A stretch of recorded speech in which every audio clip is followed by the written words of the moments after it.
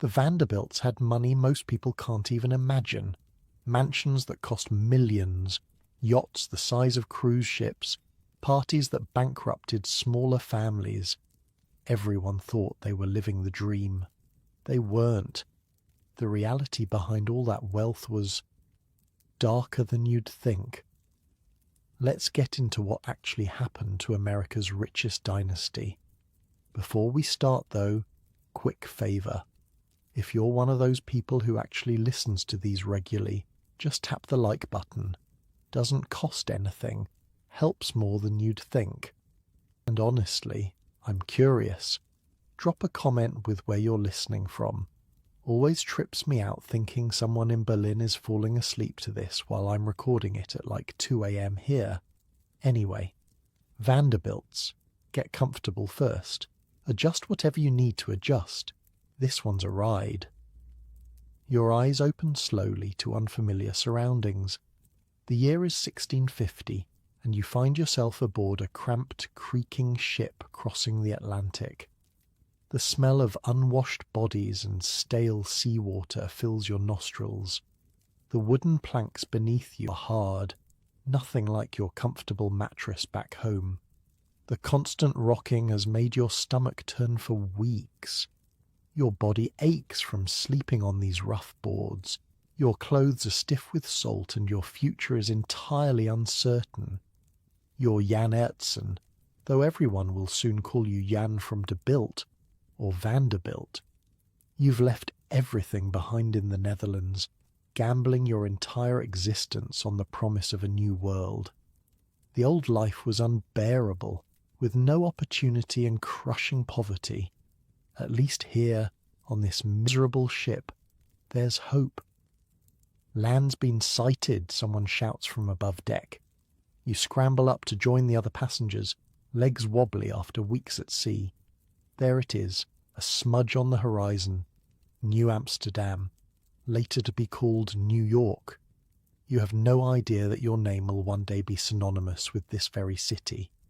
Okay, so picture this. You're a servant, not a fancy gentleman's gentleman kind of servant. Just a regular, do what you're told, empty the chamber pots kind of servant. That was Jan Ertzen's life when he arrived in America. Jan came from the village of De Bilt in the Netherlands, and when he started working for the wealthy Van Coven family, he needed a last name. So Vanderbilt it was, from De Bilt. Little did this poor immigrant know that someday his name would be on universities, mansions, and museum wings. But here's the wild thing.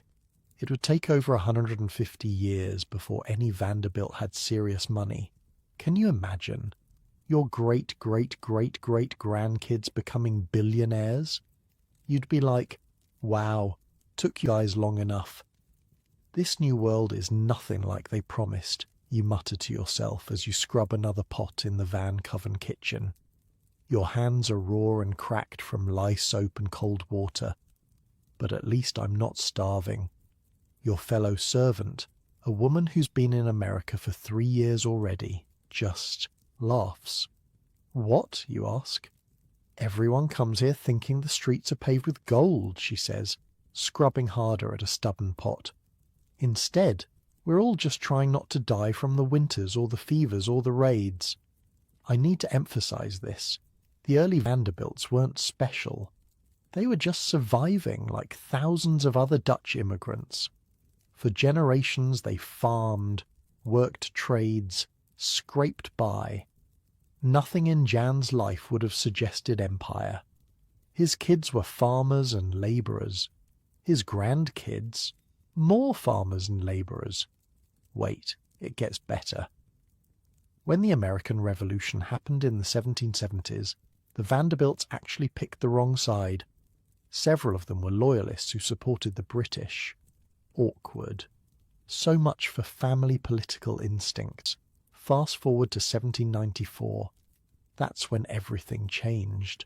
That's when Cornelius Vanderbilt was born on Staten Island. Picture a scrawny kid with fierce eyes and a permanent scowl. That was Cornelius, destined to become the Commodore, and one of the richest men in American history. But first, he was just an angry boy from a dirt-poor family on Staten Island. "School is a waste of my time," 11-year-old Cornelius declares to his father, his fist clenched at his sides. "I can already do sums better than the teacher."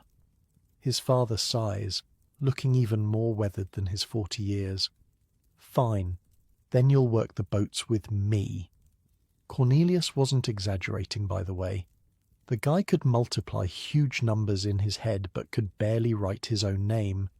He dropped out of school at 11, but that brain of his was something special. Not book smart, street smart, money smart. So young, Cornelius starts working on the ferry with his dad, shuttling people between Staten Island and Manhattan. The water is choppy, freezing in winter, and the work is exhausting. But the kid has this weird talent. He can look at any business and instantly see how to make it more profitable. By 16, he convinces his parents to loan him $100 to buy his own boat. That's like a teenager today convincing their parents to loan them $2,000 for a business venture. And remember, this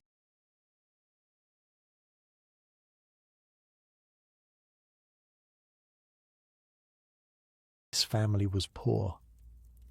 "You want to do what?" his mother asks, her hands on her hips. "Buy my own periauger," young Cornelius says, using the Dutch word for a flat-bottomed sailing vessel. "I can charge less than the other ferries and still make money." "And how exactly will you do that?" his father demands.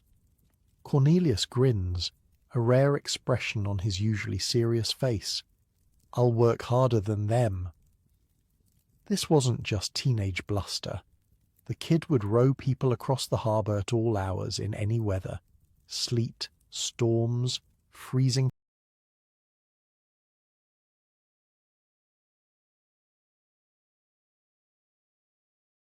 temperatures didn't matter. While other ferrymen were warming up in taverns, Cornelius was making another trip, and another, and another. There's this story, and I swear this is true, that during the War of 1812, the British blockaded New York Harbor. No boats could get through, except Cornelius. This teenage madman would sail through the darkness, navigating by stars, slipping past British warships to deliver supplies to American forts. The government paid him handsomely for each successful run. By 19, he'd saved enough to get married to his first cousin.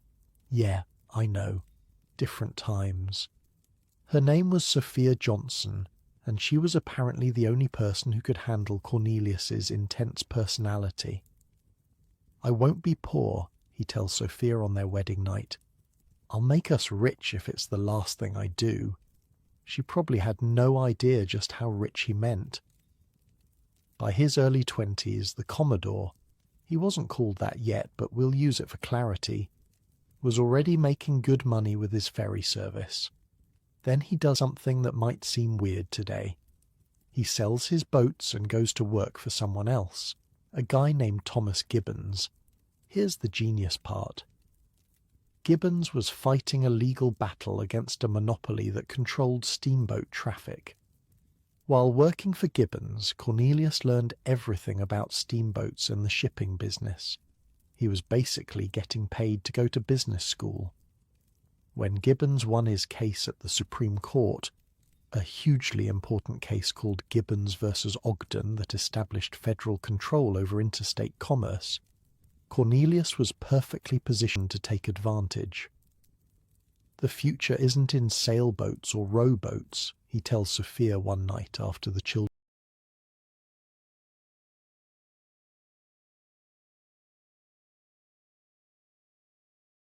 have gone to bed. "It's in steam, and I'm going to build the biggest fleet in America." And damn if he didn't do exactly that. By the 1830s, Cornelius was running steamboat lines up and down the East Coast. He was so aggressive in business that competitors literally called him Commodore as a joke, referring to his fleet. The name stuck, though the joke didn't. Nobody was laughing at him for long. The Commodore had this business approach that was basically scorched earth. He'd enter a market, slash prices below cost until competitors went bankrupt, buy them out, then raise prices again. Today, this would be super illegal. Back then, it was just called being good at business. "I don't build for the present," the Commodore tells one of his sons during a rare moment of openness. "I build for the future." This wasn't just talk. By the 1840s, when he was in his 40s, the Commodore was already eyeing the next big thing, railroads. And this is where the real money started. But here's the crazy thing about the Commodore. He was absolutely ruthless in business and fairly terrible as a human being. He cheated on his wife constantly. He neglected his 13 children except when they were useful to his business. He once told a businessman who complained about his tactics, "What do I care about the law? Ain't I got the power?" The guy was the original fuck your feelings businessman, except he'd have said it way more colourfully. His own son once said, "My father was a born fighter and money-maker, but of gentleness and affection he knew nothing." By the 1850s, the Commodore is moving his family to Manhattan. His oldest son William, everyone called him Billy, is his right-hand man in business. They buy a house in what's now the super-fancy Greenwich Village. But even with millions in the bank, the Commodore lives relatively modestly. He's not into showing off wealth, just accumulating it. This was a man obsessed with building something. What exactly? Even he probably couldn't have told you. He just wanted more. More ships, more railroads, more money. It was like he was trying to fill some hole inside himself that could never be filled. During the Civil War, he donated his largest and fastest ship, the Vanderbilt, to the Union Navy. It was worth millions in today's dollars. President Lincoln personally thanked him. Congress awarded him a gold medal. But the Commodore wasn't doing it out of patriotism. He was doing it for status. He'd achieved wealth beyond imagination. But the old New York families still saw him as new money, an uncouth ferry boy from Staten Island. "They'll never accept us," his wife Sophia tells him one night, "no matter how much money you make." "Then I'll make so much they can't ignore us," he replies. After the war, the Commodore goes all in on railroads. He buys the New York and Harlem Railroad, the Hudson River Railroad, and in his greatest coup, takes control of the New York Central Railroad. By 1870, he controls the most important rail lines in America. Let me put this in perspective. This would be like one person today controlling all the airlines, plus Amazon's delivery network, plus Uber. The man had a monopoly on how people and goods move through the economic heart of America. The money is now pouring in so fast it's obscene. The Commodore is making the equivalent of millions per week. This is Gilded Age capitalism in its purest form. No income tax, no real regulations, just pure unbridled wealth accumulation. In 1876, Sophia dies after 56 years of marriage. Despite his infidelities, the Commodore is genuinely devastated. Within months, though, he remarries a much younger woman, partly to spite his children, who he thinks are just waiting for him to die so they can inherit. By early 1877, the Commodore's own health is failing. He's 82 years old, confined to his bedroom in his Manhattan mansion. His body is betraying him after a lifetime of driving it mercilessly. You stand at the window of the Commodore's bedroom, watching as a light snow falls over Manhattan. Behind you, the old man wheezes in his massive bed surrounded by the finest linens money can buy. Yet none of it seems to comfort him. "William," the Commodore croaks, and you turn. His face is gaunt, his legendary vigour finally extinguished. Bring the lawyer. As his eldest son, you've spent your life in his shadow, trying to earn his respect. Now, with death approaching, you're about to learn if you succeeded. The lawyer arrives with papers. The Commodore's fortune is now estimated at over 100 million. That's more than $3 billion in today's money. The family gathers as the Commodore makes his final decisions. First, he donates $1 million to build a university in Nashville, Tennessee. It will, of course, be called Vanderbilt University. This isn't pure charity, it's legacy building, a way to ensure the Vanderbilt name lives forever. Then comes the bombshell. The remainder of my estate, the lawyer reads, with minor exceptions I leave to my eldest son, William Henry Vanderbilt. The room erupts. The Commodore had another son and 9 daughters, and they've just been essentially disinherited. Some break down in tears, others shout in anger. You, William, remain stoic, though inside you're reeling. Later that night, as the snow continues to fall, you sit alone with your dying father. Why? You ask simply. The old man's eyes, still sharp despite his failing body, fix on yours. Because you're the only one who would have done the same in my position. It wasn't a compliment. It was an acknowledgement that the Commodore had recognized in William the same ruthless business instinct he himself possessed. In death, as in life, the Commodore had found a way to create maximum drama. The will was sensational news across America. The richest man in the country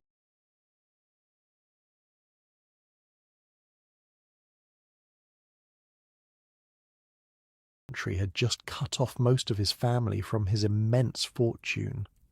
The siblings were, understandably, furious. 3 of them decided to contest the will in court, claiming that Billy had unduly influenced their father. They're saying I hired a spiritualist, Billy tells his wife one evening, his voice tight with anger. That I had this woman convince father to change his will. Did you? His wife asks, not looking up from her embroidery. Billy doesn't answer directly. They want their share. They'll say anything. And here's where it gets really interesting. Billy didn't want this fight to go to court. Not because he might lose. The Commodore's wishes were pretty clear. No, he was worried about family secrets coming out in public testimony. So he settled. He paid off his siblings, though not very generously.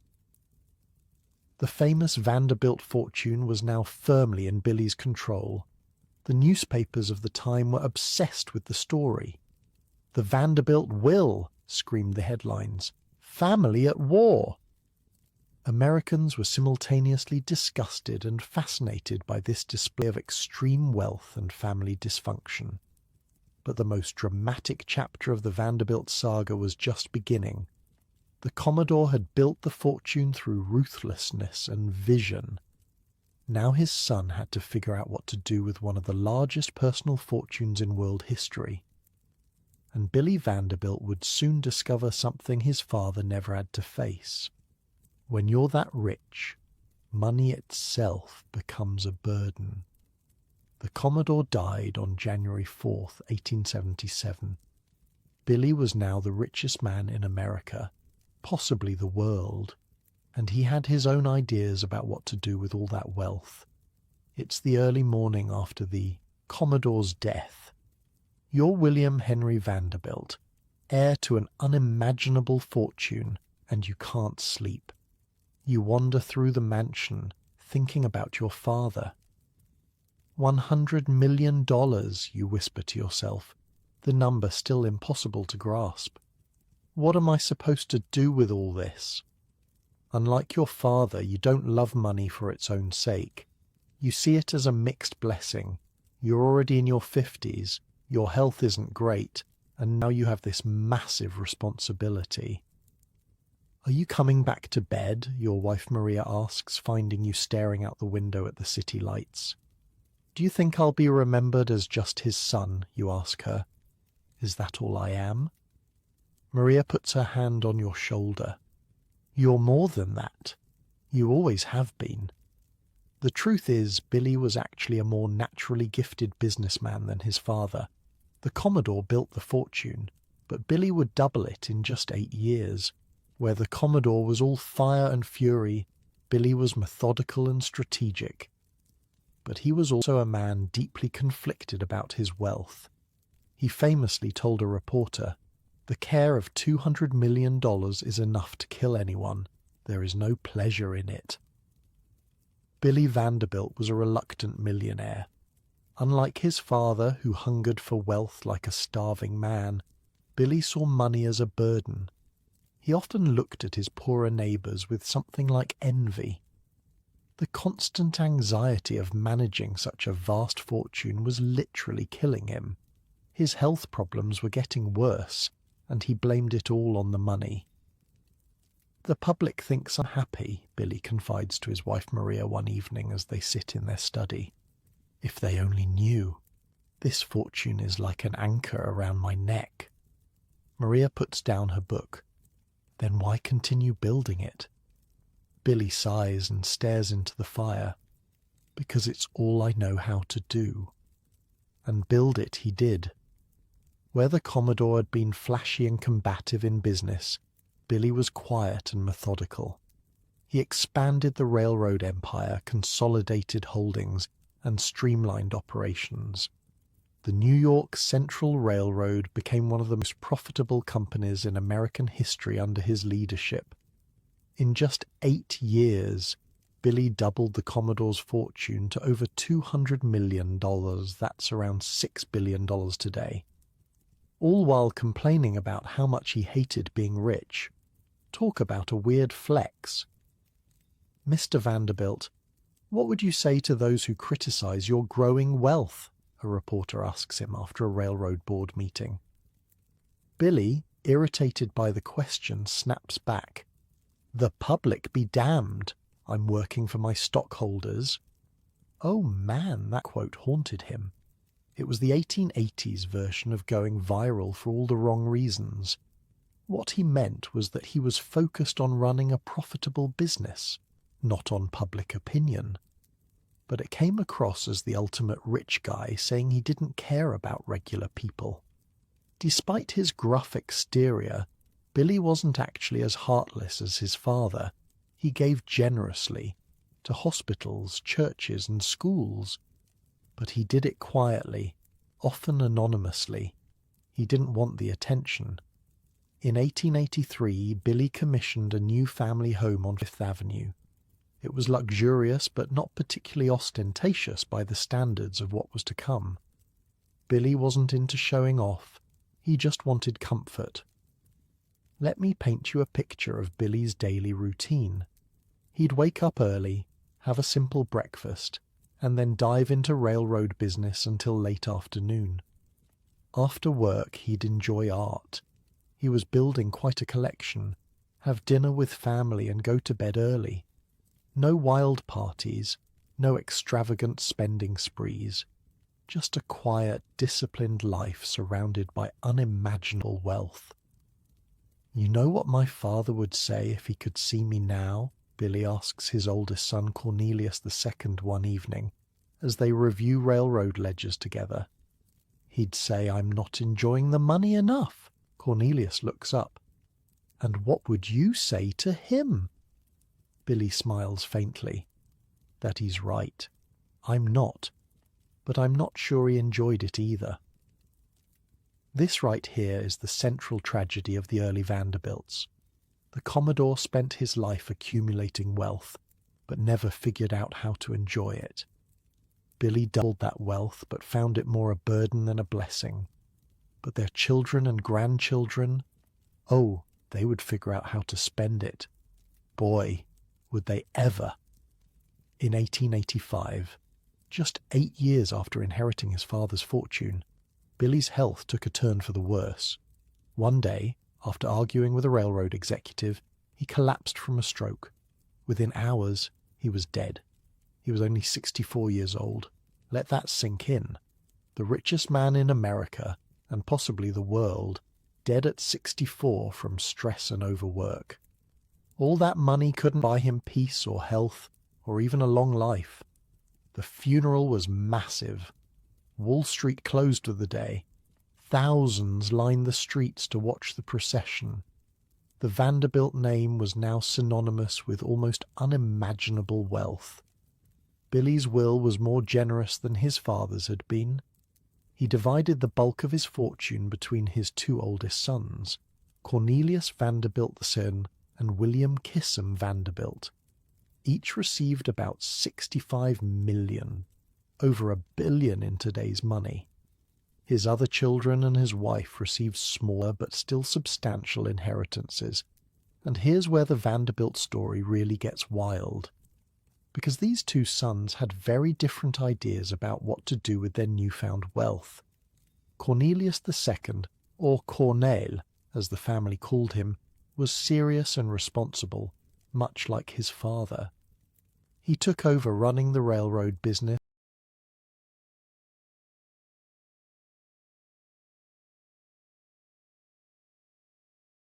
and was known for his philanthropy. He gave away millions to charities, churches, and the YMCA. The joke in New York society was that any bum on the street could get $1 from Cornel Vanderbilt just by asking. Your generosity will deplete your inheritance, his financial advisor warns him one day. Would that be such a terrible thing? Cornel responds. My grandfather and father accumulated more than any family needs. William Kissam Vanderbilt, known as Willie K., had other ideas. He was more interested in yachts, racehorses, and enjoying life than in business or charity. And in 1875, he had married a woman who would change the course of the Vanderbilt dynasty, Alva Smith. Alva came from a once wealthy Southern family that had lost everything in the Civil War. She was smart, ambitious, and had expensive taste. She was also absolutely determined to break into New York high society, something that even the Vanderbilt millions had failed to accomplish so far. See, here's the thing about New York in the 1880s. Money alone wasn't enough to be accepted in high society. The old families, the Astors, the Schermerhorns, the Livingstons, looked down on the Vanderbilts as new money. They weren't invited to the right parties. They weren't included in the social register. They were rich, sure, but they weren't elite. And this drove Alva absolutely crazy. It's ridiculous, she fumes to Willie K. one evening. That woman Caroline Astor acts like her family invented society. Her husband isn't half as rich as you. Willie K., who honestly doesn't care that much about society, shrugs. What does it matter? We can't buy our way in. Alva's eyes narrow. Watch me. Alva's plan was as simple as it was expensive. She would build a house so magnificent that high society would have to take notice. Not just any house, a French chateau in the middle of Manhattan. $3 million, Willie K. sputters when the architect presents the estimate. For a house? Not a house, Alva corrects him. A statement. That's over $80 million in today's money, by the way. For a house. And it took 3 years to build. The result was 665th Avenue, a limestone palace designed by Richard Morris Hunt, with features never before seen in an American home. It had a gymnasium, a ballroom that could fit 200 people, and even its own power plant to generate electricity at a time when most of the city still used gas lighting. But the real masterstroke came with the housewarming party. Alva planned a costume ball so elaborate, so excessive, that it would be impossible for society to ignore. The date was set for March 26, 1883. And then came the delicious strategic move. Invitations went out to everyone who mattered in New York society, with one notable exception. There was no invitation for Caroline Astor's daughter. Now, at this time, Caroline Astor was basically the queen of New York society. She determined who was in and who was out, and Alva knew exactly what she was doing by excluding Carrie Astor from what promised to be the event of the season. The Astor girl was devastated. Her friends were all talking about their costumes for the ball, and she was going to miss it. She cried to her mother, who now faced a dilemma. Caroline Astor had never formally acknowledged the Vanderbilts by leaving her calling card at their home, the 19th century equivalent of accepting a friend request. But now, if her daughter was to attend this ball, she would have to. Victory for Alva. Caroline Astor came calling. The social barrier was broken. The Vanderbilts were in. The ball itself cost over $250,000, millions in today's money, for one night of entertainment. Alva dressed as a Venetian princess, while Willie Kay came as the Duc de Guise. Cornet Vanderbilt attended as Louis XVI, ironic given that king's fate at the guillotine. The New York Times devoted its entire front page to describing the event, down to the detail of each prominent guest's costume. It marked the Vanderbilts' official arrival in high society. But this victory came at a cost beyond just money, because by this point, Alva and Willie Kay had a daughter, Consuelo, born in 1877, and Alva had very specific ideas about how to raise a child of such enormous wealth and new social standing. Picture this. Little Consuelo, just 5 or 6 years old, sitting ramrod straight at the breakfast table. She's wearing a steel back brace to improve her posture. Her mother Alva watches her like a hawk, ready to correct the slightest slouch or inappropriate movement. "Back straight, Consuelo," Alva snaps. "A lady doesn't hunch." Consuelo, fighting tears, tries to sit even straighter, the metal rods digging into her tender skin. It's not an exaggeration to say that Alva was a nightmare mother. She was determined that her daughter would be the perfect society lady, and she used pretty much abusive methods to achieve that goal.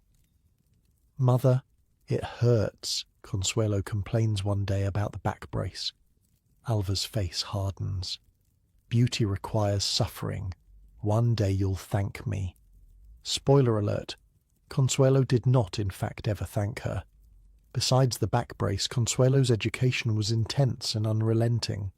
She had to become fluent in 4 languages. She had to master all the social graces. She was even struck with a riding crop when she didn't meet her mother's exacting standards. Not a fun childhood, to say the least. All this while, her father Willie Kay was mostly absent, focusing on his racehorses and yachts. He set a world record for sailing across the Atlantic in his yacht, the Alva. He built a private racetrack on Long Island because public tracks weren't good enough for his horses. The man spent money like it was his full-time job. "Do you ever worry we're spending too much?" he asks Alva one evening after reviewing the monthly household expenses. She looks at him like he's speaking a foreign language. "How could we? The money grows faster than we can spend it." She wasn't wrong. Despite their lavish lifestyle, the Vanderbilt fortune was so massive that it generated more income than even Alva could spend. For now, anyway. But Alva wanted more than just social acceptance and extreme luxury. She wanted a title, an actual aristocratic European title to add to the family name. "America has no aristocracy," she complains to a friend over tea in her palatial drawing room. "In Europe they understand proper social order." Her friend raises an eyebrow. "And how exactly do you plan to acquire a European title?" Alva smiles. "I have a daughter, don't I?" "Ah, yes." Poor Consuelo, who by this time is a teenager, is about to discover that her mother has been grooming her for one specific purpose: to marry into European nobility. This wasn't an unusual goal for super-wealthy American families in the late 19th century. In fact, there was a whole wave of these marriages, American heiresses with huge dowries marrying cash-poor European aristocrats who needed money to maintain their estates and lifestyles. They even had a name, dollar princesses. But Alva took this to a whole other level of determination. By the early 1890s, Consuelo is a striking young woman. Tall and slender, with dark hair and eyes, she's considered a great beauty, and she's also one of the most eligible heiresses in America. Her dowry is rumoured to be $20 million, an astronomical sum.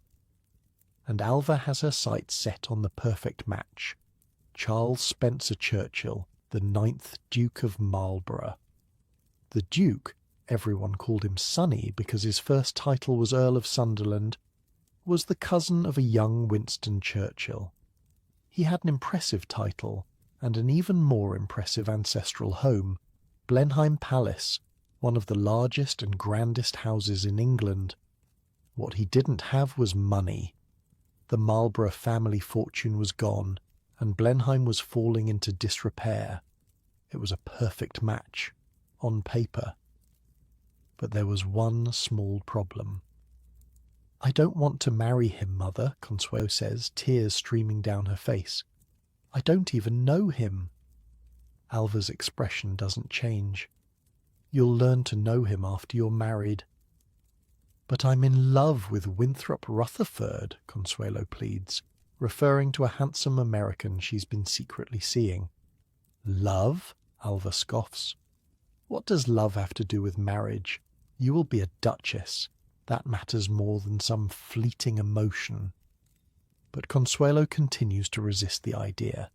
She doesn't want to leave America, doesn't want to marry a stranger, and definitely doesn't want to give up on the man she actually loves. So Alva, ever the strategist, takes drastic action. One morning she collapses dramatically in her bedroom. Doctors are summoned. Whispers spread through the house that Mrs. Vanderbilt is gravely ill, perhaps dying. Consuelo is called to her mother's bedside. "My heart," Alva whispers weakly. "The doctor says the strain is too much. Your refusal is killing me, Consuelo." Consuelo, horrified that she might be responsible for her mother's death, agrees to meet the Duke. Here's the kicker. Alva wasn't sick at all. It was all a manipulation to force her daughter to obey, and it worked. The Duke arrives in America and begins courting Consuelo. He's not particularly handsome, nor is he especially charming, but he has a title, and his family needs money desperately. In one of the rare moments of honesty between them, Sonny admits to Consuelo that he's not marrying for love either. "My family home is crumbling," he tells her during a chaperoned walk through Central Park. "The roof leaks in 30 places. The estate loses money every year." Consuelo, resigned to her fate, nods. "So we both have our duties." "Yes," he agrees. "Perhaps friendship can be enough." The wedding is set for November 6th, 1895. It will be the social event of the season, an American heiress becoming a duchess, joining one of England's most aristocratic families. But just days before the wedding, something unexpected happens. Alva announces that she wants a divorce from Willie K. Vanderbilt. This is shocking news. Divorce in the 1890s was scandalous, almost unheard of in high society, and the timing, right before her daughter's wedding, makes no sense. "William has been unfaithful," she tells the press, painting herself as the wronged wife. The reality was more complicated. Yes, Willie K. had been unfaithful throughout their marriage, but so had Alva. They'd been living separate lives for years. The real question was, why now? Some historians believe it was another power play. By positioning herself as the wronged woman, divorcing her philandering husband right before her daughter's society wedding, Alva ensured that she, not Willie K., would be the centre of attention. Others suggest there was an even more calculated reason. There were rumours that Willie K. opposed the marriage to the Duke, feeling that Consuelo was being sold off to satisfy her mother's social ambitions. By divorcing him, Alva removed any possibility that he could interfere. Whatever the reason, the divorce was a sensation in the press, and it cast a shadow over what should have been Consuelo's big day. The night before her wedding, Consuelo cries her eyes out. She's about to marry a man she doesn't love, move to a country she barely knows, and leave behind the man she does love, all to satisfy her mother's ambition and save a crumbling English palace. "It's not too late," her friend says, holding her hand. "You could still refuse." Consuelo shakes her head. "You don't know my mother."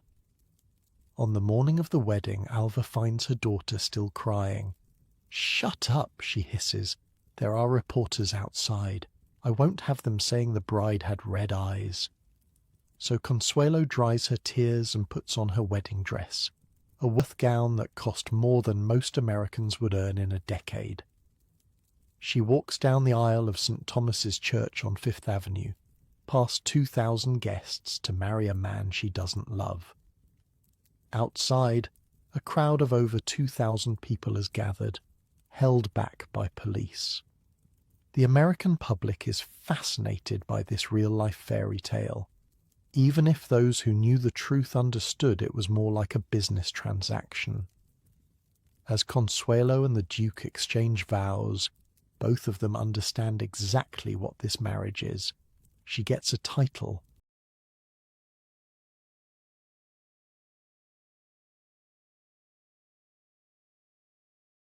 He gets her money. The New York Times calls it the wedding of the century. Alva calls it her greatest triumph. Willie Kay, now divorced, watches from the crowd with mixed emotions.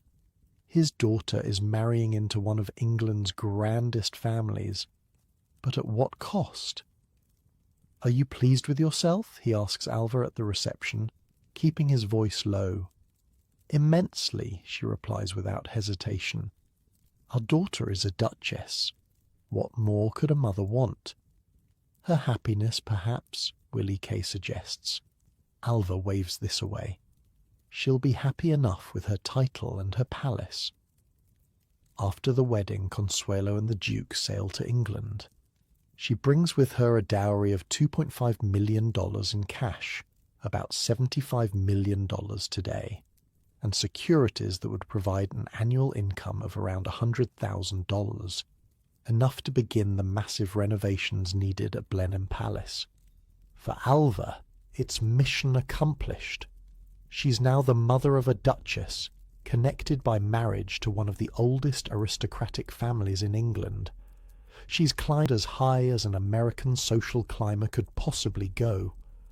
But for Consuelo, the fairy tale is about to become a gilded cage, and for the Vanderbilt fortune, this is just the beginning of its spectacular unravelling.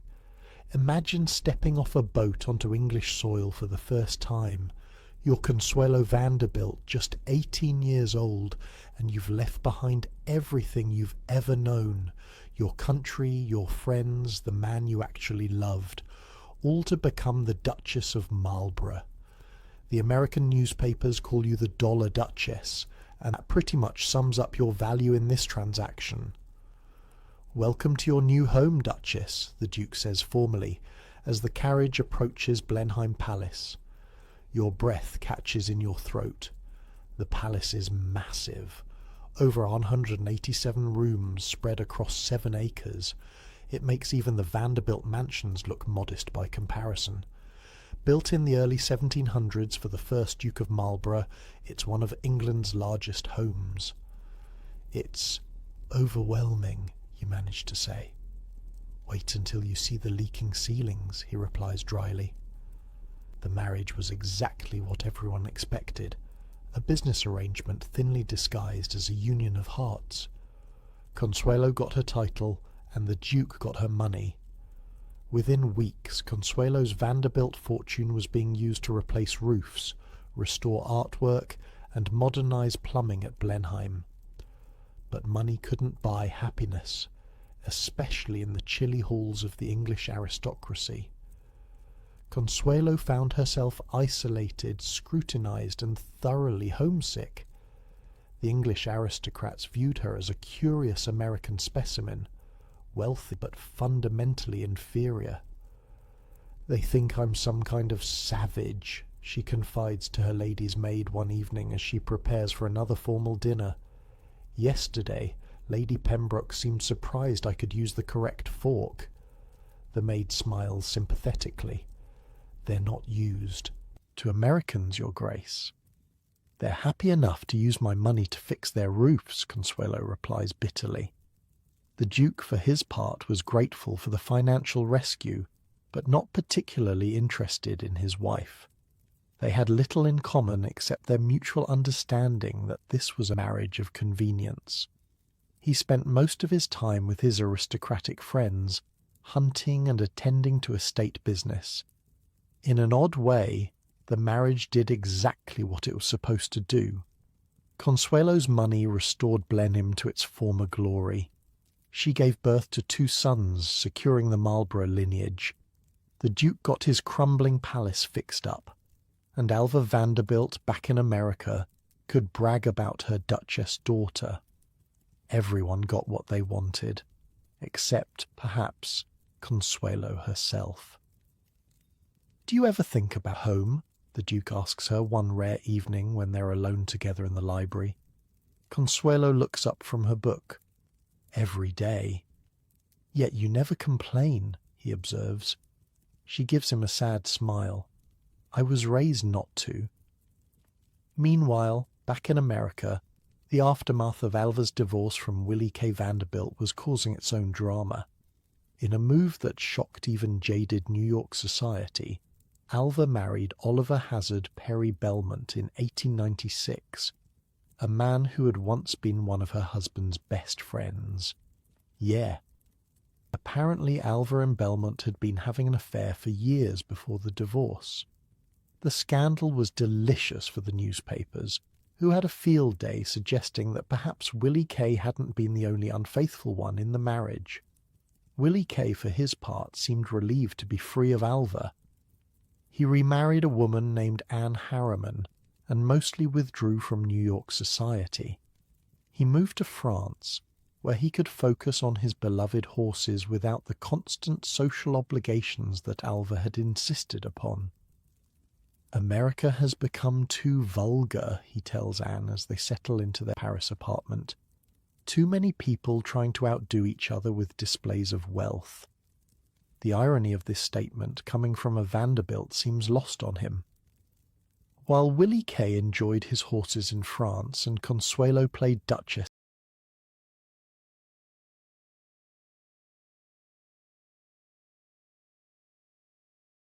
in England, another branch of the Vanderbilt family was about to embark on the most extravagant building project America had ever seen. George Washington. Vanderbilt II was the youngest son of William Henry Vanderbilt. Unlike his older brothers Cornelius II and Willie K., George wasn't particularly interested in the railroad business or social climbing. He was quiet, intellectual, and loved art and books. In 1888, during a trip to Asheville, North Carolina with his mother, George fell in love with the Blue Ridge Mountains. The views reminded him of European landscapes he'd seen during his travels. "I could build a summer home here," he tells his mother as they look out over the misty mountains. "Something simple and peaceful." His mother smiles. "You're a Vanderbilt, dear. You've never done anything simple in your life." She wasn't wrong. George's idea of a summer home quickly evolved into something far more ambitious. He began buying land, lots of it.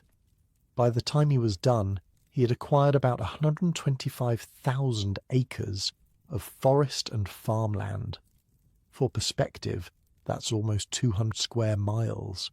Manhattan Island is only about 34 square miles. George Vanderbilt now owned a tract of land nearly 6 times the size of Manhattan. Then he hired the most famous architect in America, Richard Morris Hunt, to design his Little Mountain Retreat. Hunt had previously designed mansions for other Vanderbilts, but George wanted something different, something inspired by the grand chateau of France's Loire Valley. Frederick Law Olmsted, the designer of Central Park, was brought in to plan the grounds and gardens. This wasn't going to be just a house. It was going to be an entire self-contained world. Construction began in 1889. Hundreds of workers toiled for 6 years to create what would eventually be called Biltmore Estate. A private railroad spur was built just to bring in materials. An entire brick factory was established on site to produce the millions of bricks needed. "Is there an end in sight?" George's friend asks during a visit to the construction site in 1892. George gestures to the partially built structure.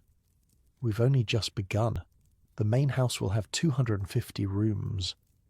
250? His friend repeats, stunned. "What on earth will you do with so many rooms?" George smiles. "Fill them with beautiful things." The cost was astronomical, estimated at around $6 million at the time, which would be well over $150 million today. And that was just for construction. The furnishings, art and landscaping would cost millions more. While Biltmore was being built, George travelled throughout Europe, buying art, furniture, tapestries and books for his new home. He purchased entire rooms from European castles and had them shipped across the Atlantic to be reassembled at Biltmore. On Christmas Eve 1895, George Vanderbilt officially opened Biltmore House to friends and family. The result was staggering, a 175,000 square foot French Renaissance chateau with 250 rooms, 35 bedrooms, 43 bathrooms, and 65 fireplaces. It was, and still is, the largest private home in America. Picture this. You're a guest arriving at Biltmore for the first time. Your carriage follows a winding 3-mile driveway through carefully designed landscapes until the house comes into view. And what a house. A massive stone chateau that looks like it was plucked from the French countryside and dropped into the North Carolina mountains. The entrance hall alone is big enough to fit an entire normal house inside it. A massive stone fireplace dominates one wall, large enough that you could stand inside it. The dining table seats 64 people. There's an indoor swimming pool, a bowling alley, and a library with over 10,000 volumes. "My God, George," one guest whispers at the opening. "Party. It's like Versailles." George smiles, pleased, but with better plumbing.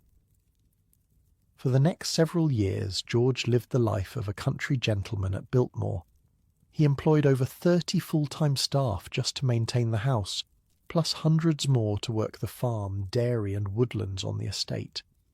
Biltmore was designed to be self-sufficient, with its own farms producing food, a dairy, even a winery. But there was one thing missing: a family to fill the enormous house. In 1898, at the age of 35, George finally found love. He married Edith Stuyvesant Dresser, a well-born but not extremely wealthy young woman from New York. "What do you think?" he asks anxiously, after showing Edith around Biltmore for the first time. Edith takes his hand. "It's magnificent, but it's also a great responsibility." She wasn't wrong. Maintaining Biltmore cost a fortune, around $2 million per year in today's money, just to keep the lights on and the staff paid. And unlike his brothers, George hadn't significantly increased his inheritance. He'd spent much of his fortune on building and furnishing Biltmore. In 1900, George and Edith's only child was born, a daughter they named Cornelia. For a while, Biltmore was filled with the happy sounds of family life. They entertained friends, managed the estate's farms and forestry projects, and lived the life of American aristocracy. But the financial strain of maintaining such an enormous property was beginning to show. The annual upkeep costs were draining George's fortune faster than his investments could replenish it. "We may need to reduce staff," George tells Edith one evening in his library, ledgers spread out before him. "Is it that serious?" she asks. He sighs. Building Biltmore was expensive. Keeping it running may prove even more so in the long term. Still, they managed. George implemented scientific forestry methods on the estate's vast woodlands, creating one of America's first managed forests. The farm and dairy operations began to turn modest profits. They closed off parts of the house to reduce heating and maintenance costs. Then came 1914, and an ordinary medical procedure that would change everything. In March of that year, George travelled to Washington, D.C. for business. While there, he developed appendicitis. This was serious, but not usually fatal. Appendectomy surgery was routine, even in 1914. George underwent surgery and initially seemed to be recovering well. But then complications set in. An emergency second surgery was performed, but it was too late. George Washington Vanderbilts died on March 6, 1914, from surgical complications. He was just 51 years old. Edith was devastated. Not only had she lost her husband, but she was now solely responsible for the largest private home in America and the thousands of acres surrounding it. Imagine standing in the cavernous banquet hall at Biltmore, looking up at the 7-story ceiling, knowing that you're now responsible for every inch of this massive estate. The staff is looking to you for direction. The bills keep coming, and your husband, the man who dreamed all this into existence, is gone. "What will you do, Mrs. Vanderbilt?" the estate manager asks gently, a few weeks after the funeral. Edith straightens her shoulders. What George would have wanted. We carry on. And carry on she did. Edith took control of the estate's operations with remarkable skill. She had always been involved in running Biltmore, so she understood the businesses and the challenges. But now the financial pressure fell entirely on her shoulders. World War I brought additional difficulties. Many of the estate's staff left to join the military. Coal for heating the massive house became expensive and scarce.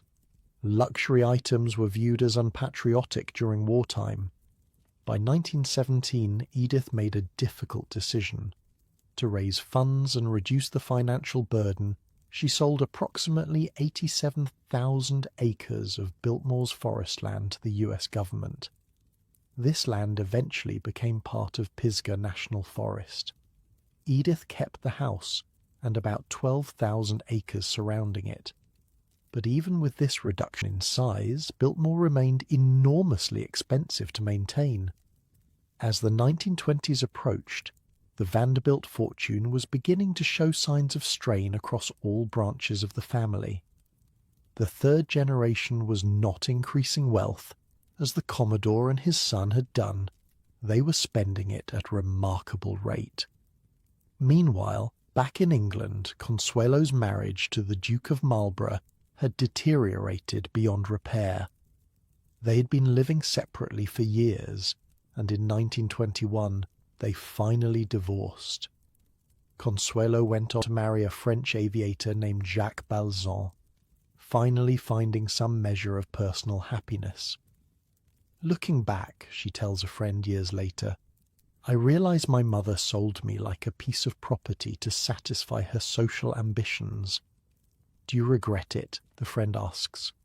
Consuelo considers this. "I regret that I didn't have the courage to defy her, but I don't regret my children, and I don't even regret the experience. It made me who I am." In an ironic twist, Alva herself eventually became an advocate for women's rights and suffrage. The woman who had essentially forced her daughter into a loveless marriage for social advancement now declared that women should be free to make their own choices in life. "Don't you find that somewhat hypocritical?" a reporter once asked her at a suffrage rally. Alva fixed him with a steely gaze. "I find that I was wrong before, and I am right now. Women must be free to determine their own destiny." Whether this was genuine evolution, or just another way for Alva to remain in the spotlight, is hard to say. Either way, she devoted substantial time and money to the cause of women's rights in her later years. Back at Biltmore, Edith continued to seek ways to make the estate financially viable. Tourism was in its infancy in America, but she had a revolutionary idea. What if they opened the house to the public? This was a shocking notion at the time. Private homes, especially those of the ultra-wealthy, were just that, private. The idea of letting ordinary people tour your home was unheard of, but Edith was practical. The house was an architectural treasure, filled with priceless art and antiques. People would pay to see it, and that money could help maintain the estate. "What would the other Vanderbilts say?" her daughter Cornelia asks when Edith proposes the idea. "They're welcome to help pay for the upkeep instead," Edith replies dryly. In 1930, in the early days of the Great Depression, Biltmore House was officially open to the public. Visitors paid $2 each to tour portions of the house and gardens. It wasn't an immediate financial success, but it marked the beginning of Biltmore's transformation from private home to tourist attraction. The decision to open Biltmore to the public was emblematic of a larger shift happening within the Vanderbilt family. The age of building massive private palaces was ending. The age of trying to figure out what to do with them was beginning. And as the 1930s dawned, bringing the full weight of the Great Depression, more Vanderbilts would be forced to make difficult decisions about their inherited properties and lifestyles. The family that had once seemed to have unlimited wealth was about to discover that even the greatest fortunes have limits, especially when they're being spent much faster than they're being replenished. Across America, various branches of the Vanderbilt family were living in different degrees of luxury. Some, like Cornelius Vanderbilt III, son of Cornelius II, were still enormously wealthy. Others were beginning to feel the pinch of reduced circumstances. "The problem with inherited wealth," Cornelius III remarks to a friend over brandy at his Fifth Avenue mansion, "is that it tends to skip a generation in terms of the ability to manage it. My grandfather built it, my father maintained it, and I'm spending it." This pattern, builders, maintainers, and spenders,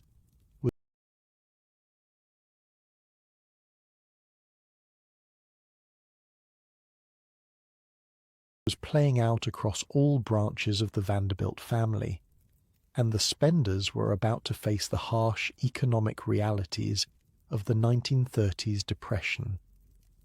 While George Vanderbilt was building his mountain chateau in North Carolina, his older brother Cornelius II had been constructing his own summer cottage in Newport, Rhode Island.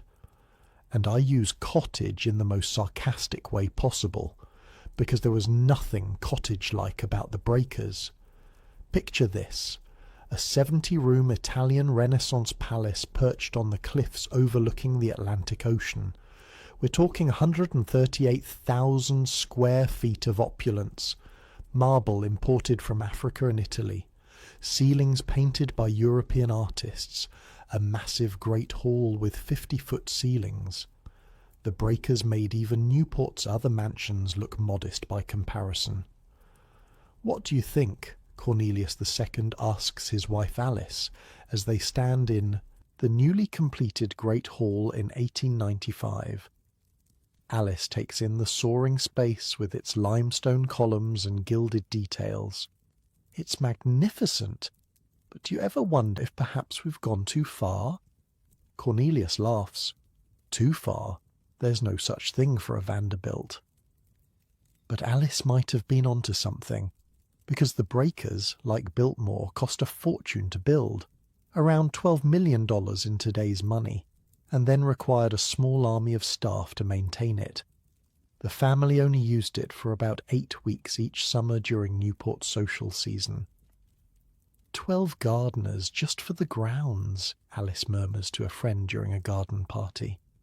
And that's before you count the footmen, maids, cooks, and butlers. Her friend raises an eyebrow. One does wonder where it ends. It doesn't, Alice replies. That's what worries me. Cornelius II died suddenly in 1899 of a cerebral hemorrhage, leaving the breakers to his wife Alice.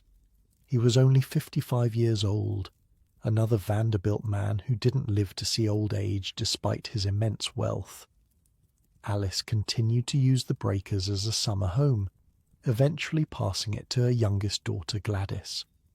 By 1934, Gladys Vanderbilt, who had married a Hungarian count and become Countess Gladys Serene, found herself in the same position as many Vanderbilts, land rich, cash poor.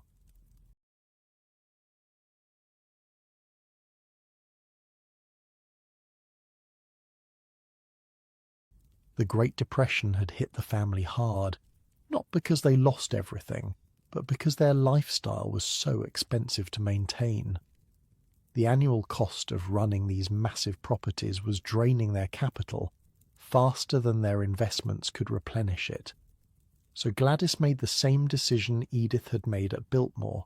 She leased the breakers to the Preservation Society of Newport County for a token payment of $1 per year. It was symbolic more than financial, $1 to maintain the fiction that this was still a private home, not a museum. "Are you sure about this?" her husband asks as they sign the paperwork. Gladys looks around at the marble halls that require constant polishing, the acres of gardens that need tending, the roof that costs more than most homes to repair. What choice do we have? We can't sell it. No one could afford to buy it. We can't maintain it ourselves. At least this way, it's preserved. The story of the breakers reflected a larger pattern happening across all branches of the Vanderbilt family. The massive homes they had built as symbols of their wealth were becoming financial millstones around their necks. Meanwhile, another branch of the family was experiencing its own drama, though of a different kind. Reginald Claypool Vanderbilt, son of Cornelius II and brother of Gladys, had a reputation that made the society pages regularly, and not in a good way. Reggie, as he was known, had two passions in life, gambling and women. He wasn't particularly interested in business or in preserving the family fortune. In fact, he seemed determined to spend his portion of it as quickly as possible. "Mr. Vanderbilt lost $70,000 at the gaming tables last night," a Newport casino employee whispers to a colleague. "That's well over $1 million in today's money, lost in a single evening." Again, his colleague responds with a low whistle. "That man could lose the family fortune if he keeps this up." "That appears to be his goal," the first man replies dryly. Reggie was what you'd call a professional sportsman, which was a genteel way of saying he didn't have a real job. He bred horses, raced cars, and gambled extensively. He was also known for his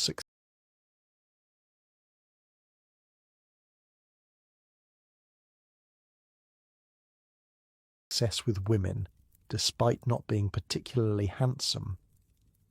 "What do they see in him?" a jealous socialite asks her friend, as they watch Reggie charm yet another beautiful debutante at a Newport ball. Her friend laughs. "3 generations of Vanderbilt money, darling. That's what they see." In 1920, Reggie married for the second time. His first marriage had ended in divorce after 7 childless years. His new bride was a young society beauty named Gloria Morgan, who was only 17 when they wed. Reggie was 42. Gloria was beautiful, charming, and completely unprepared for marriage to an alcoholic gambling addict with health problems. But she was dazzled by the Vanderbilt name and the lifestyle it promised. "He's so worldly," she gushes to her twin sister Thelma before the wedding. "And a Vanderbilt, can you imagine?" Thelma, always the more practical twin, eyes her sister skeptically. "I heard he drinks too much and gambles away thousands in a night." Gloria waves this away. "Those are just rumours.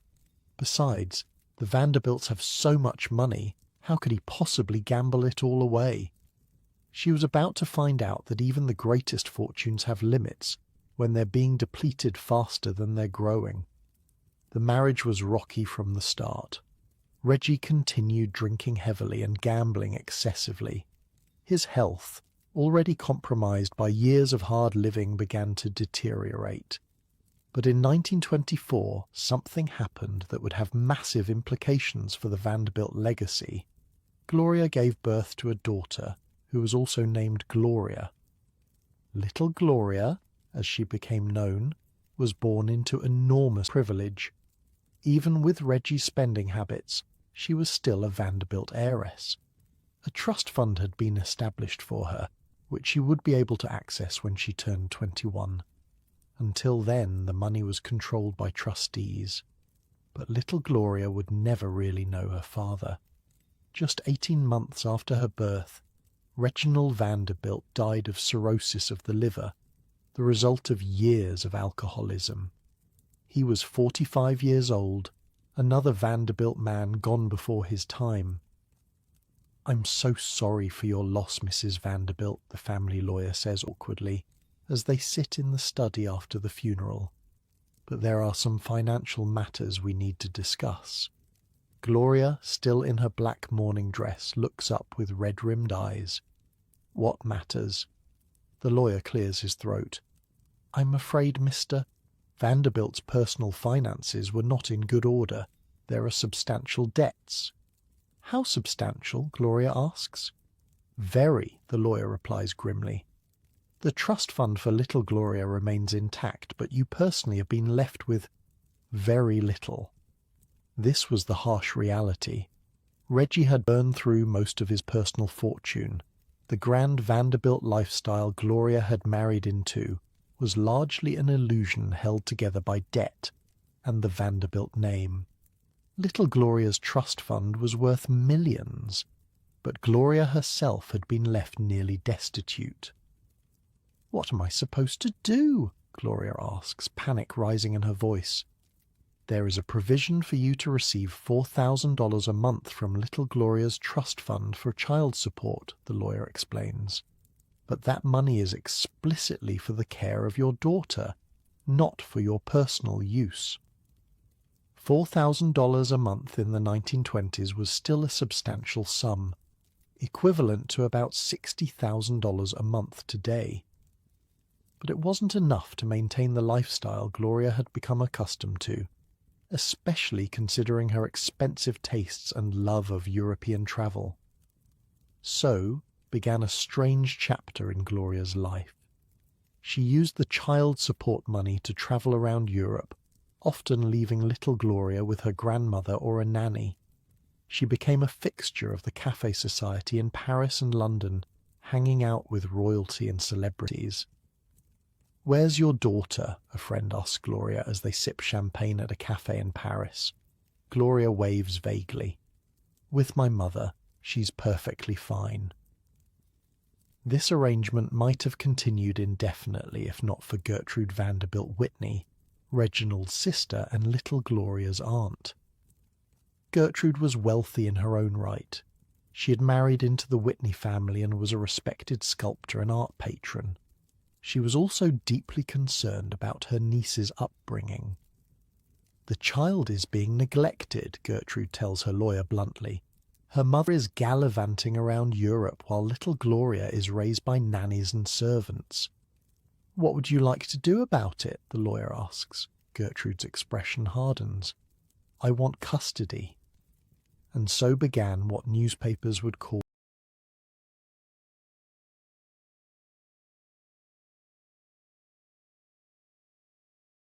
the trial of the century, a custody battle over little Gloria Vanderbilt that would expose the dysfunction of one of America's wealthiest families to public scrutiny. The trial began in 1934. Little Gloria was 10 years old. The Great Depression was in full swing, making Americans particularly unsympathetic to the problems of the ultra-wealthy. And the testimony was explosive. Gloria Morgan Vanderbilt's private life was put under a microscope. Former servants testified about her long absences from her daughter. There were allegations of inappropriate behavior, including a shocking claim from a maid who testified she had seen Gloria in bed with another woman. The courtroom literally erupted, a reporter who covered the trial told me years later. The judge had to clear the room. In 1934, the suggestion of a lesbian affair involving a Vanderbilt was beyond scandalous. But perhaps the most damaging testimony came from little Gloria herself, who told the court she was afraid of her mother. "She never played with me," the child testified. "She was always going out."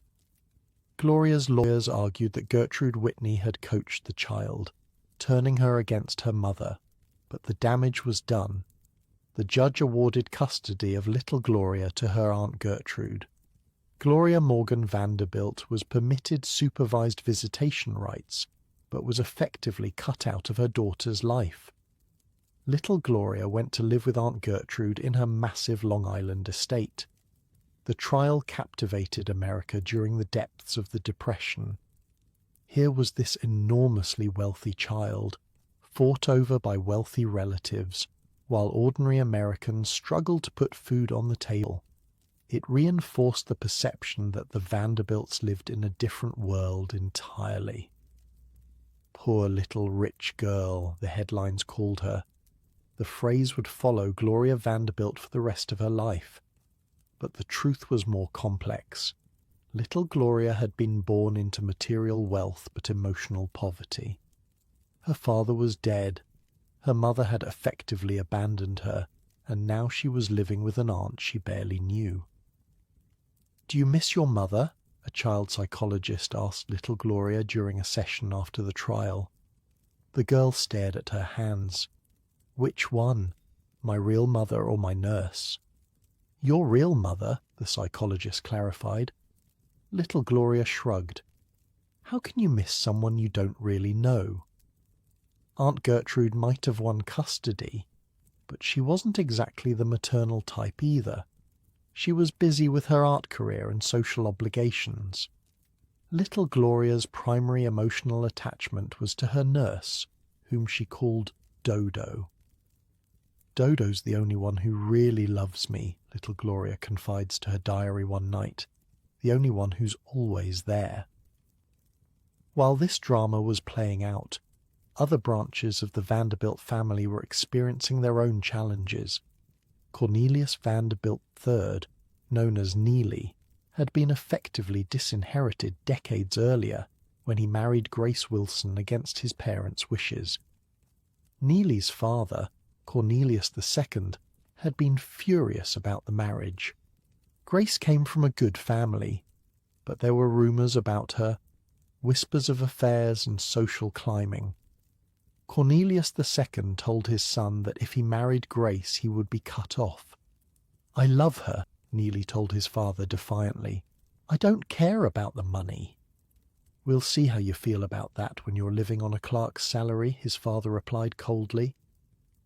They eloped anyway, and Cornelius II made good on his threat.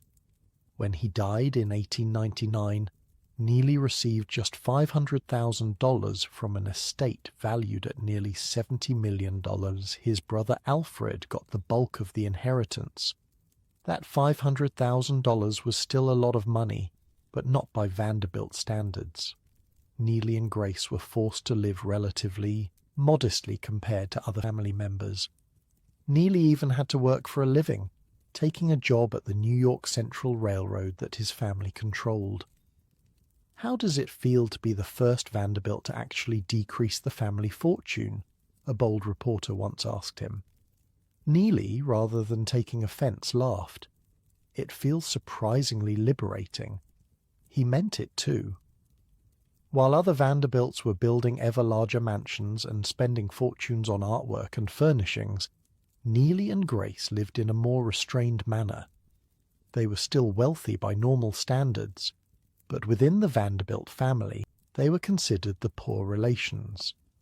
Meanwhile, Neely's brother Alfred Gwynne Vanderbilt was living the high life with his portion of the inheritance. Alfred was handsome, athletic, and charming.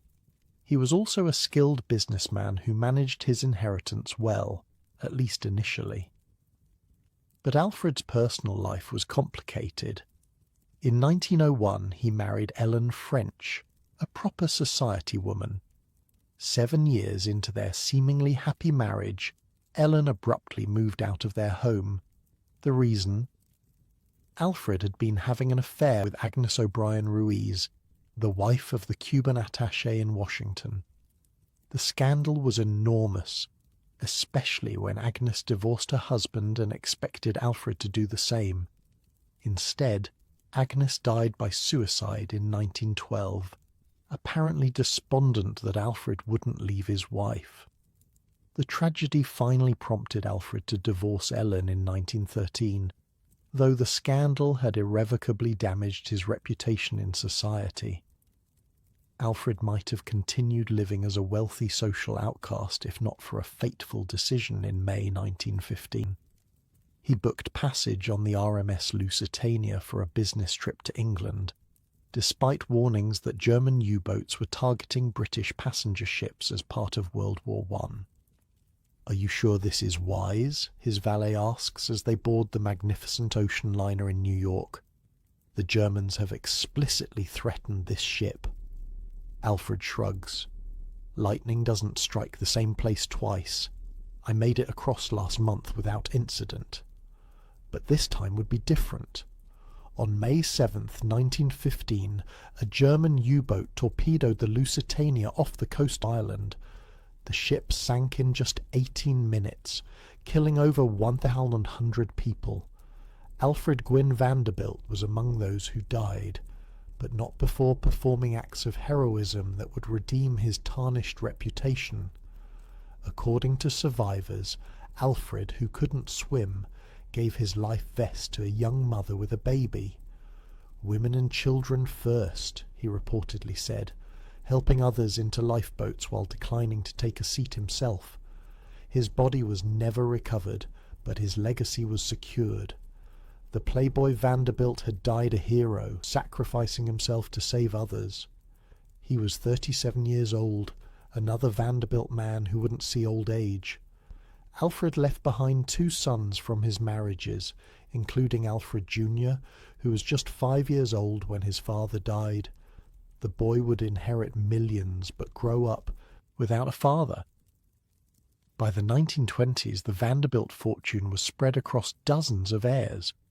The railroad empire that the Commodore had built was still profitable, but facing increasing competition from automobiles and other forms of transportation.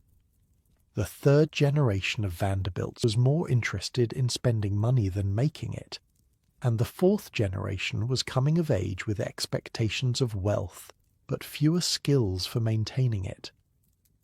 "The trouble with inherited wealth," observed a banker who worked with several Vanderbilt heirs, "is that it rarely comes with instruction manuals.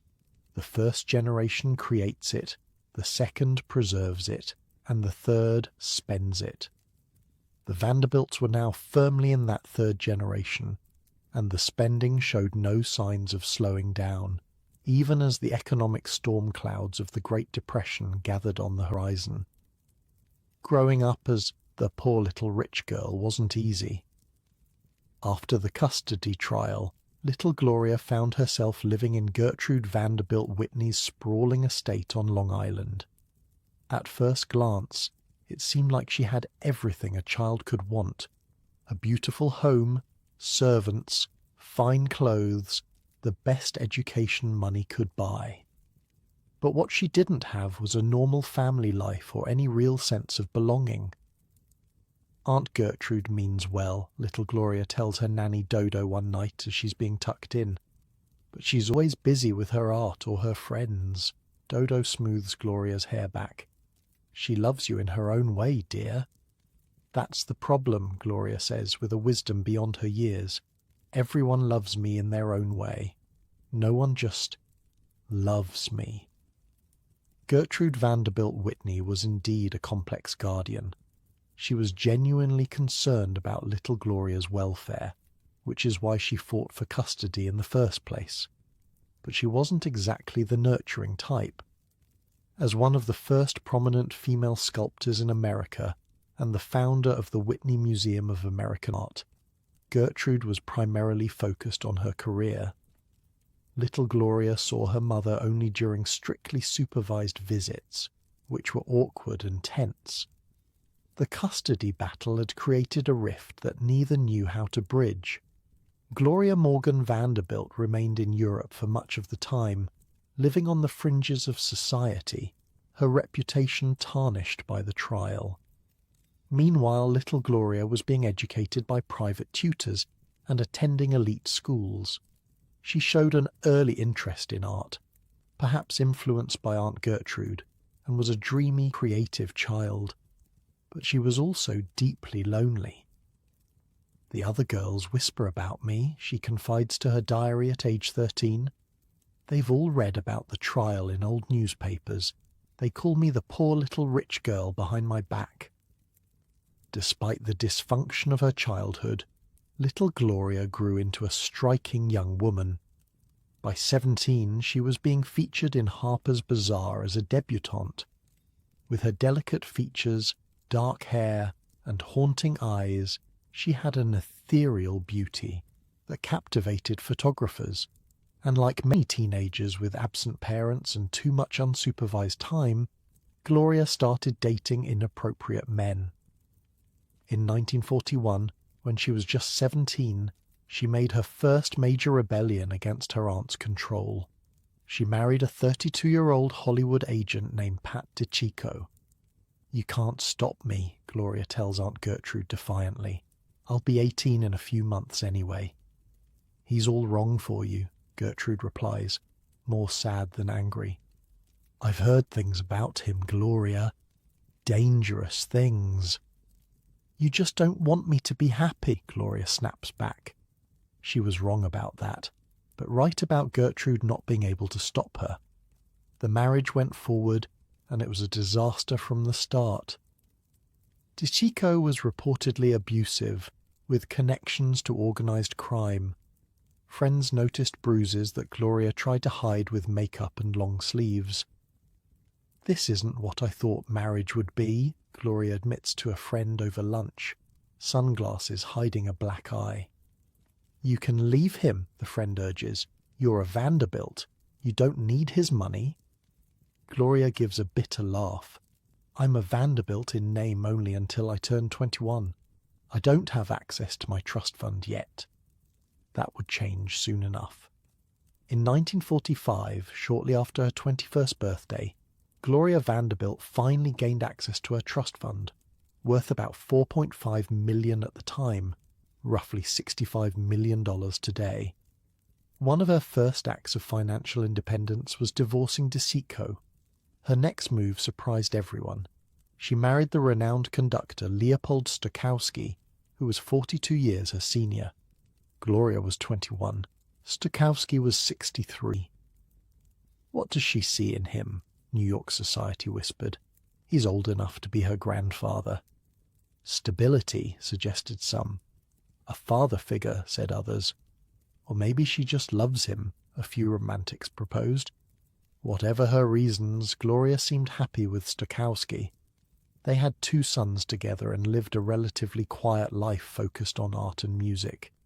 For a time, it appeared that Gloria had found the stable family life that had eluded her as a child. But if stability was what she sought, it remained elusive. After 10 years of marriage, Gloria and Stokowski divorced in 1955.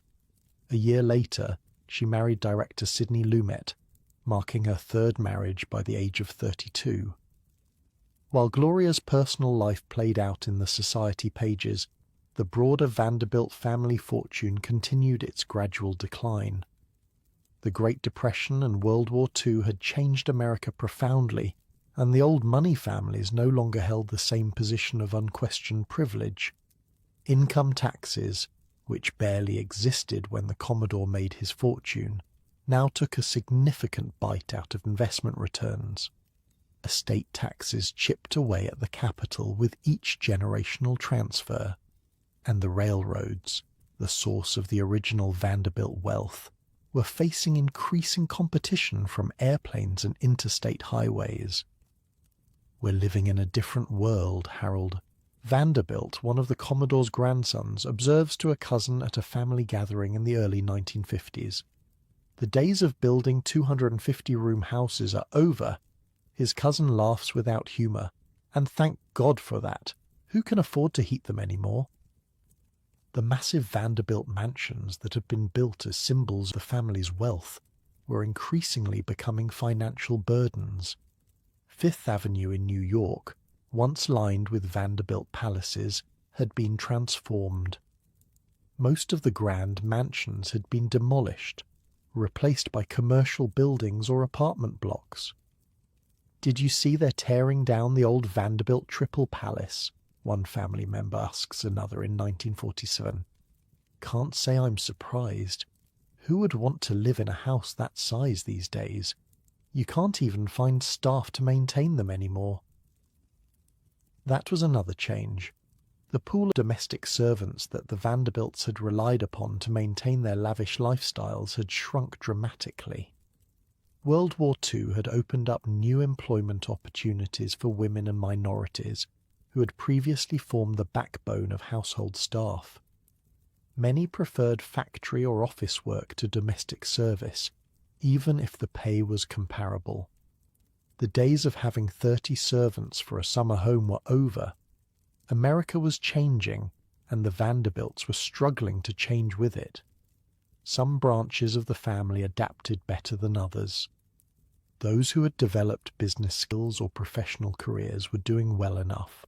Others, who had relied solely on inherited wealth, were finding that even the greatest fortunes have limits when they're being depleted faster than they're growing. While Gloria was navigating her complicated personal life, another notable Vanderbilt was making his way in the world.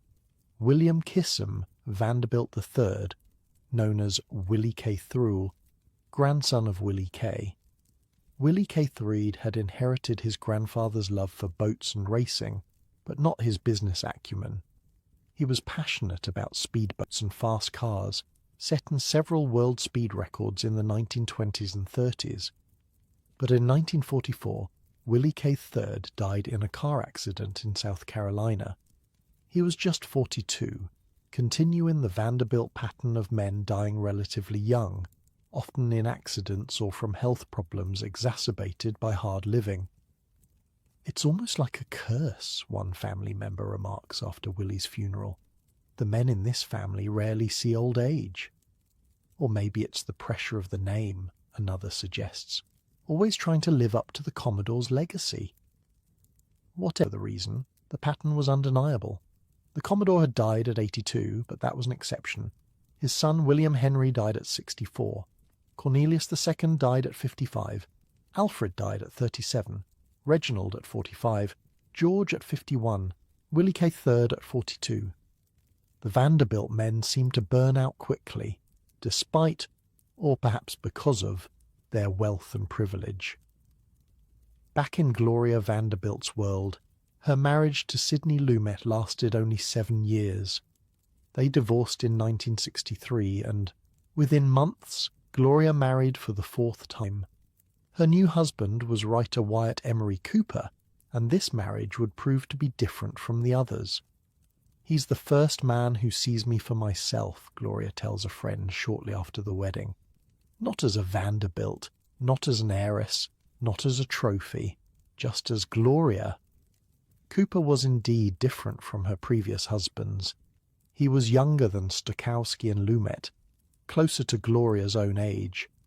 He came from a modest southern family, not the world of wealth and privilege, and he genuinely seemed to care about Gloria's happiness and well-being. With Cooper, Gloria finally found the stable, loving relationship she'd been seeking. They had 2 sons together, Carter and Anderson. For the first time in her life, Gloria experienced what felt like a normal family. "I never knew what a family dinner was supposed to be like until now," she confides to Cooper, one night after they've put the boys to bed. In Aunt Gertrude's house, children ate separately with the nanny. With Leopold, everything was formal and stiff. Cooper squeezes her hand. "Well, get used to the chaos of family meals. We've got years of them ahead of us." But once again, stability proved fleeting for Gloria Vanderbilt. In 1978, Wyatt Cooper died suddenly during open-heart surgery. He was only 50 years old. Gloria was a widow at 54, left to raise their 2 young sons alone. "How do I tell the boys?" she asked the doctor at the hospital, her voice hollow with shock. "With honesty and love," he replies gently. "That's all any of us can do." While Gloria dealt with this personal tragedy, the broader Vanderbilt family was experiencing a collective realization. In 1973, the family organized a reunion at Vanderbilt University, the institution founded with the Commodore's initial $1 million donation nearly a century earlier. As family members from various branches gathered, they made a startling discovery. Not one of them was a millionaire. The fortune had been so divided and diluted across generations, so diminished by taxes and spending, that none of the individual Vanderbilts could claim the wealth that had once defined the family name. "How is that possible?" a younger family member asks in disbelief. "We were the richest family in America." "We're being the operative word," an older cousin replies dryly. "Money doesn't last forever, especially when it's divided among dozens of heirs with expensive tastes." This wasn't to say they were poor. Most were still comfortably upper middle class. But the vast wealth that had allowed previous generations to build palaces and live like royalty was gone. The Vanderbilts had joined the ranks of ordinary wealthy Americans rather than occupying the rarefied tier of the ultra-rich. Some blamed the Commodore for not establishing better financial structures to preserve the wealth. Unlike fellow robber baron John Jacob Astor, who had set up trust that required each generation to preserve capital for the next, the Commodore had given his heirs more direct control over their inheritance, control they had used to spend rather than grow the fortune. The Astor family required each generation to keep half the money in trust for the next, an elderly Vanderbilt explains to younger family members at the reunion. "We had no such requirements. Each generation could spend as they pleased, and Lord knows we did."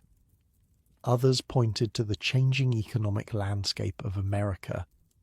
The Commodore had built his fortune in an era without income taxes, without estate taxes, with minimal regulation. Each subsequent generation faced a more challenging environment for preserving wealth. "The America that made us rich no longer exists," one Vanderbilt observes. "Maybe that's not such a bad thing for the country, even if it's been hard on families like ours." By the late 1970s, Gloria Vanderbilt was focusing less on her inheritance and more on building something of her own. Despite being in her 50s, an age when many people start thinking about retirement, Gloria was reinventing herself as a designer and entrepreneur. She'd always had an eye for art and fashion. Now she was putting that aesthetic sense to commercial use, licensing her name for a line of designer jeans. It was a revolutionary concept at the time. Jeans were considered casual workwear, not a designer item. "Designer jeans?" her business manager asks skeptically when she first proposes the idea. "Who's going to pay premium prices for denim?" Gloria smiles confidently. "Just wait and see." She was right to be confident. The Gloria Vanderbilt jeans, with their signature swan logo and perfect fit, became a massive hit. Suddenly, women were willing to pay $40 for a pair of jeans, about $150 in today's money. when standard jeans cost a quarter of that. In a delicious irony, Gloria Vanderbilt, who had inherited millions only to see much of it frittered away by financial mismanagement and failed marriages, was now making millions on her own through business acumen and hard work. "How does it feel to be earning your own fortune?" a reporter asks her at the height of her jeans empire. Gloria's smile is genuine. "Liberating. The money I inherited came with so many strings attached, so many expectations and obligations. This money is truly mine, earned through my own efforts." It was a remarkable third act for a woman whose life had begun with so much privilege, yet so little emotional security. The poor little rich girl had transformed herself into a successful businesswoman, proving that there was more to her than just the famous Vanderbilt name. But even as Gloria found professional success, personal tragedy continued to shadow her life. In 1988, her son Carter, just 23 years old, died by suicide, jumping from the 14th floor terrace of her Manhattan apartment while she watched in horror, unable to stop him. "No parent should outlive their child," she says simply to a friend in the aftermath, her grief too profound for elaborate expression. Carter's death devastated Gloria, but she survived it, as she had survived so many other losses and challenges in her long life. Her resilience was perhaps her most remarkable quality, more impressive than her beauty or her business success or even her famous name. Gloria's other son, Anderson Cooper, would go on to build his own successful career as a journalist and television personality, deliberately without using the Vanderbilt name professionally. Like his mother, he seemed determined to succeed on his own merits, rather than trading on the family legacy. "Did you ever consider using Vanderbilt as part of your professional name?" a colleague once asked him. Anderson shook his head. "I wanted to see if I could make it on my own. The Vanderbilt name comes with a lot of baggage and preconceptions." In this, Anderson reflected a larger truth about the Vanderbilt legacy. The name that had once opened every door in America, that had represented almost unimaginable wealth and privilege, had become in some ways a burden to those who inherited it, a constant reminder of former glory, of riches squandered, of a family that had risen spectacularly, only to gradually fade back into the ranks of ordinary wealth. The Vanderbilts had experienced the most American of stories, a meteoric rise followed by a long, slow decline. From the Commodore's humble beginnings on Staten Island to the glittering peak of the Gilded Age to the dispersal of the fortune across generations, they had lived out a cautionary tale about the impermanence of wealth and the dangers of valuing money above all else. "People are always fascinated by the fall of great fortunes," Gloria reflects in an interview late in her life. "But what they don't understand is that money itself never made any of us happy. It was always the search for love that drove us, and in that, the Vanderbilts were no different from anyone else. How does a family lose a fortune that massive? I mean, the Vanderbilts were literally the richest family in America. So what happened? How did they go from stupidly rich to just regular rich in just a few generations? The answer lies in a perfect storm of factors, some specific to the Vanderbilts, others common to many wealthy families of the Gilded Age. Let's start with the most visible symbol of their wealth and their biggest financial drain, those ridiculous houses.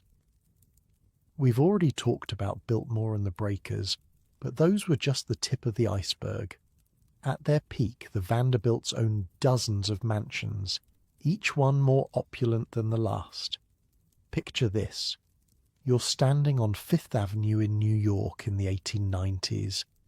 Looking down the street, you see mansion after mansion, all owned by different branches of the Vanderbilt family.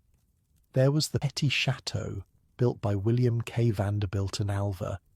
Next door was the triple palace, 3 connected mansions for 3 different Vanderbilt families. Further down was the massive French Renaissance chateau built by Cornelius II. It looks like they're trying to recreate the royal quarter of a European capital, a visitor from London remarks to his New York host as they stroll down the avenue. That's exactly what they're doing, the New Yorker replies, except these palaces are only occupied a few months of the year. And therein lay one of the problems. These weren't just homes, they were statements, built to impress rather than to live in. The Vanderbilts maintained elaborate schedules, moving between properties with the seasons like migratory birds made of money. Winter might be spent at their Fifth Avenue mansion in New York. Spring could find them at their country estate in Hyde Park or Newport. Summer was definitely Newport season, where the breakers and other cottages hosted elaborate parties. Fall might mean a stay at Biltmore in North Carolina, and that doesn't even count their European properties. The heating bill for the breakers alone would bankrupt a normal family, a Newport local quips to a neighbour as they watch servants opening the mansion for the season. And they're only here 8 weeks of the year. Each of these properties required a full staff year-round, even when the family wasn't in residence. Gardeners had to maintain the grounds. Security was needed to protect the art and valuables. Engineers kept the mechanical systems running. Cleaning staff preserved the interiors. It was like maintaining museums, dozens of them. By the 1940s, the cost of keeping these mansions had become unsustainable. Property taxes were rising. Skilled domestic help was harder to find and more expensive to employ. The maintenance costs for century-old buildings were astronomical. "What are we supposed to do with these places?" one Vanderbilt heir asks during a family meeting about their Fifth Avenue mansion. "No one wants to live in a 50-room house anymore. We can't sell it. Who would buy it? We can't afford to maintain it. We're trapped." The solution, in many cases, was demolition. One by one, the great Vanderbilt mansions on Fifth Avenue were torn down, replaced by commercial buildings or apartment blocks. By the 1950s, almost all were gone. The land was valuable, but the houses themselves had become white elephants, expensive to keep, impossible to sell. But the houses were just symptoms of a larger issue. The Vanderbilts spent money like no one else. They collected art like it was going out of style. They built private railways just to reach their homes. They maintained fleets of yachts. They threw parties that cost millions in today's money for a single evening's entertainment. When my grandfather wanted to travel to his country home, a fourth-generation Vanderbilt tells a friend in the 1960s, he didn't just take a car or even a limousine. He had a private train with a full dining car and sleeping compartments. "For a 2-hour journey," his friend laughs. "That seems excessive." "That was the point," the Vanderbilt replies. "Excess was the family business." Another factor in the decline was the lack of financial structures to preserve the wealth across generations. Here, the comparison with the Astor family is instructive. John Jacob Astor, another 19th century multimillionaire, established strict provisions for his fortune. His will required that half of each inheritance be kept in trust for the next generation. Vanderbilt heirs, by contrast, generally received their full inheritance outright, with no obligation to preserve capital for their children. The Astors understood something fundamental about wealth, a financial advisor to both families explained years later. If each generation spends just a bit more than the investment returns, eventually there's nothing left. Their 50-50 rule meant that even spendthrift heirs could only damage half their inheritance. The Commodore, for all his business genius, failed to implement similar protections. He believed in survival of the fittest. If his descendants couldn't manage their money, perhaps they didn't deserve to keep it. It was a philosophy that aligned with his ruthless approach to business, but proved disastrous for the family fortune. Then there was the matter of too many heirs. By the third and fourth generations, the Vanderbilt fortune had been divided among dozens of descendants. What had been an unimaginable sum when concentrated in the hands of the Commodore, or even his son William, became much more modest when split 50 ways. Simple math, as one family member put it. Take $1 billion, divide it by enough people. Eventually everyone has just a few million. Split those few million among their children, and soon you're talking about regular upper-middle-class money, not dynasty wealth. Another crucial factor was the changing tax landscape of America. When the Commodore made his fortune in the mid-19th century, there was no federal income tax, no estate tax, no capital gains tax. The government took virtually none of his earnings or wealth. By the time his great-grandchildren were inheriting, the picture had changed dramatically. The federal income tax, introduced in 1913, eventually reached rates as high as 94% for the highest brackets during the 1940s. Estate taxes claimed substantial portions of each inheritance. What had once been a tax-free fortune was now being steadily eroded with each generational transfer.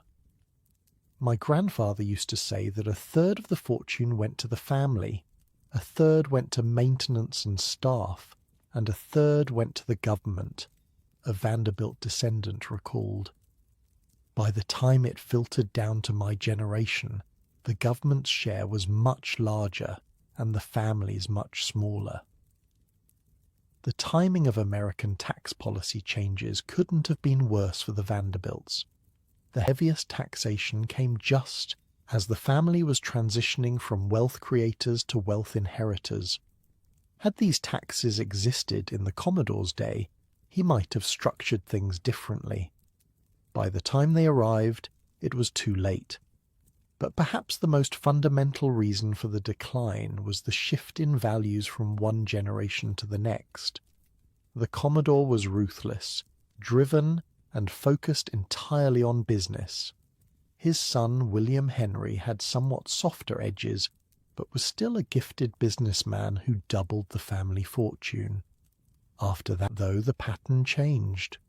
Few of the subsequent Vanderbilts showed much interest in or aptitude for business. They were collectors, sportsmen, socialites, and dilettantes, talented at spending money, but not at making it. The first generation makes it, the second generation maintains it, the third generation spends it, goes an old adage about family wealth. The Vanderbilts followed this pattern almost perfectly.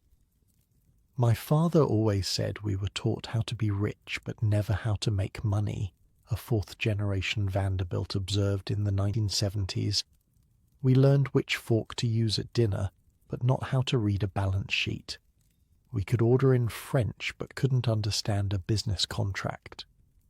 This lack of financial education proved fatal to the fortune. Each generation lived off the capital rather than just the income, gradually depleting what had once seemed an inexhaustible supply of money.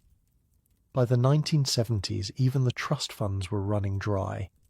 Gloria Vanderbilt, who had once been America's most famous heiress, found herself creating a new fortune through her fashion empire because her inherited wealth was largely gone, lost through a combination of mismanagement, bad advice, and lavish spending.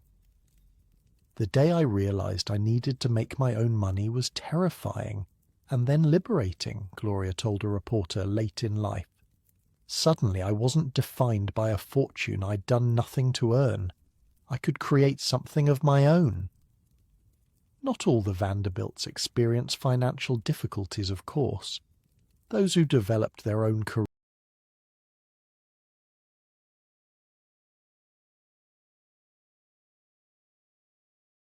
careers or businesses often did well. But the days of building 250-room houses and maintaining a staff of hundreds were over. The Vanderbilts had rejoined the ranks of the merely wealthy, rather than occupying the stratosphere of the ultra-rich. One of the most visible symbols of this decline was the fate of those magnificent homes they'd built. By the 1950s, most of the Fifth Avenue mansions were gone. Newport's massive cottages had largely been turned over to preservation societies or opened as tourist attractions. The Breakers, once the private playground of the Cornelius Vanderbilt branch, now welcomes thousands of paying visitors each year. My great-grandfather built this as a private home of Vanderbilt descendant muses while visiting the Breakers as a tourist in the 1980s. Now I pay admission to see it like everyone else. There's something humbling about that. Biltmore had a slightly different fate. Still owned by George Vanderbilt's descendants, it has been transformed into a highly successful tourist attraction and diversified business, with a hotel, winery, and working farm on the property. The family kept ownership by turning the White Elephant into a profitable enterprise, perhaps the most entrepreneurial move any Vanderbilt had made since the Commodore's day. We couldn't afford to keep it as a private home, William Cecil, George Vanderbilt's grandson, explained about Biltmore, so we had to make it pay for itself. This pragmatic approach, so different from the aristocratic pretensions of earlier Vanderbilt generations, helped preserve at least one of the great family homes for posterity. Not all the mansions were so lucky. Many were demolished when maintenance became too expensive. Others burned down. Some were donated to universities or governments. A few were purchased by nouveau riche families of later eras, continuing the cycle of wealth and display. It's strange to think that most of what the Vanderbilts built is gone, an architectural historian noted in the 1990s. For a family that tried so hard to create permanent monuments to their wealth, very little remains intact. Indeed, the physical legacy of the Vanderbilts is surprisingly modest given the magnitude of their former wealth. Biltmore still stands. The Breakers and a few other Newport cottages survive as museums. Vanderbilt University continues to educate students. The Whitney Museum, founded by Gertrude Vanderbilt Whitney, remains an important cultural institution. But the vast majority of what they created, the mansions, the artwork collections, the elaborate gardens, the private railways, has disappeared, either physically demolished or dispersed through sales and auctions. In a way, the fate of their physical legacy parallels the fate of their fortune. What once seemed permanent and inexhaustible proved to be neither. The money was always flowing out faster than it was flowing in, a financial advisor to several Vanderbilt heirs explained. They lived as if the principal would never run out, but eventually it did. By the early 21st century, the Vanderbilt name no longer conjured images of unimaginable wealth. Gloria Vanderbilt, despite her successful fashion business, left a relatively modest estate when she died in 2019 at the age of 95. Her son, Anderson Cooper, has been open about the fact that he didn't inherit a significant fortune from his mother. "My mum made it clear there was no trust fund," Cooper told Howard Stern in an interview. "I'm glad. I think inheritance is a curse." Coming from a descendant of what was once America's wealthiest family, this statement speaks volumes about the Vanderbilt experience with inherited wealth. What the Commodore had seen as the ultimate achievement, amassing a fortune for his descendants, had in many ways become a burden rather than a blessing. And perhaps that's the real lesson of the Vanderbilt saga. Money, no matter how much, doesn't guarantee happiness or fulfillment. It doesn't even guarantee continued wealth unless carefully managed and preserved. What looks unshakable in one generation can be gone by the next. The Vanderbilts experienced the American dream in hyperspeed, a meteoric rise from poverty to unimaginable riches, followed by a gradual return to more modest circumstances. In that sense, they're not so different from countless other American families who have risen and fallen, just with more zeros attached to the numbers. People always ask me if I regret not having the Vanderbilt millions, a fifth-generation descendant reflected in a recent interview. But money doesn't define who you are. What you do with your life does. Some of my ancestors were miserable despite their wealth. Others found happiness in spite of it. In the end, the money was just a detail in a much more complicated story. After her son Carter's tragic death in 1988, Gloria Vanderbilt somehow found the strength to reinvent herself yet again. Already in her mid-60s by this point, an age when most people are thinking about retirement, Gloria channeled her grief into creativity, returning to her first love, art.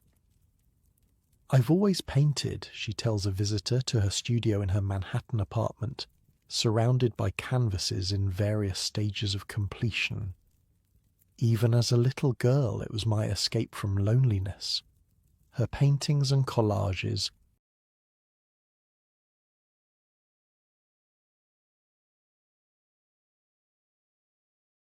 often dreamlike and deeply personal, began to attract serious attention from galleries and collectors. She wrote memoirs and novels that drew on her extraordinary life experiences. In her 70s and 80s, when many of her contemporaries were slowing down, Gloria was experiencing a creative renaissance. "Age is irrelevant," she says in an interview on her 90th birthday. "I still feel like I'm 30. Except that I have more wisdom and experience now." Meanwhile, her surviving son Anderson was building his own career as a journalist. After graduating from Yale, he took a job at Channel One News, reporting from war zones and disaster areas around the world. He deliberately chose not to use the Vanderbilt name professionally, wanting to succeed on his own merits, rather than trading on his famous heritage. "Did you ever worry about him?" a friend asked Gloria over lunch in the early 1990s, referring to Anderson's dangerous assignments in places like Somalia and Bosnia. Gloria's expression is complicated, pride mixed with fear, constantly. But I understood his need to test himself, to find meaning in helping others. After losing Carter, well, I think Anderson needed to confront the fragility of life directly. What's fascinating about Anderson Cooper's career trajectory is that he was essentially rejecting the path that his Vanderbilt ancestors had created. Instead of living off inherited wealth and social position, he chose a profession that required him to work hard, take risks, and build his own reputation. "I knew at a young age I didn't want to be dependent on my mother's money or the Vanderbilt fortune, what little was left of it," Cooper explained in interviews years later. "I wanted to forge my own path." This attitude represented a significant shift from earlier Vanderbilt generations, who had largely viewed their wealth as an entitlement that enabled them to avoid conventional work. The Commodore would likely have been puzzled by a descendant who deliberately chose career over comfort, but he might also have recognized something of his own drive for independence in Anderson's choices. Gloria's relationship with her son was close but respectful of boundaries. She never pressured him to leverage the Vanderbilt name, nor did she express disappointment when he chose journalism over more lucrative careers. "My mother taught me that you have to follow your passion," Anderson shared in a documentary years later. Given her own life experiences, she understood better than most that money doesn't guarantee happiness. Gloria's later years were comfortable, but not extravagant by Vanderbilt standards.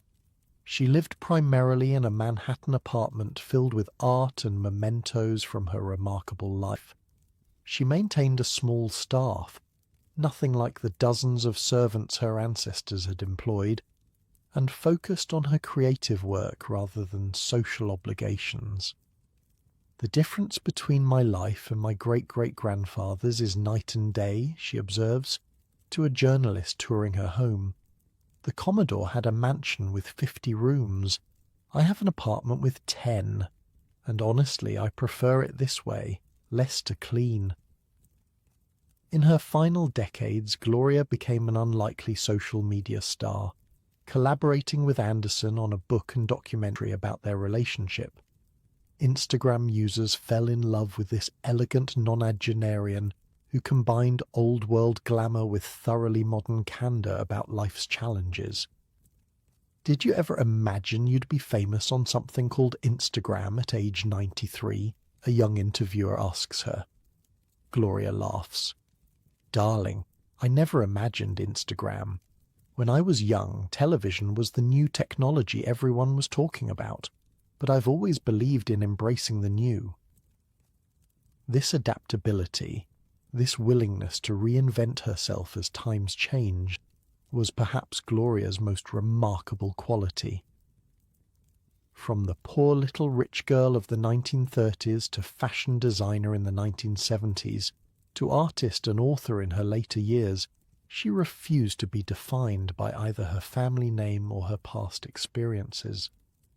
"The name Vanderbilt has opened some doors for me," she acknowledges in a late-life interview, "and closed others, but ultimately I had to figure out who Gloria was, apart from any last name."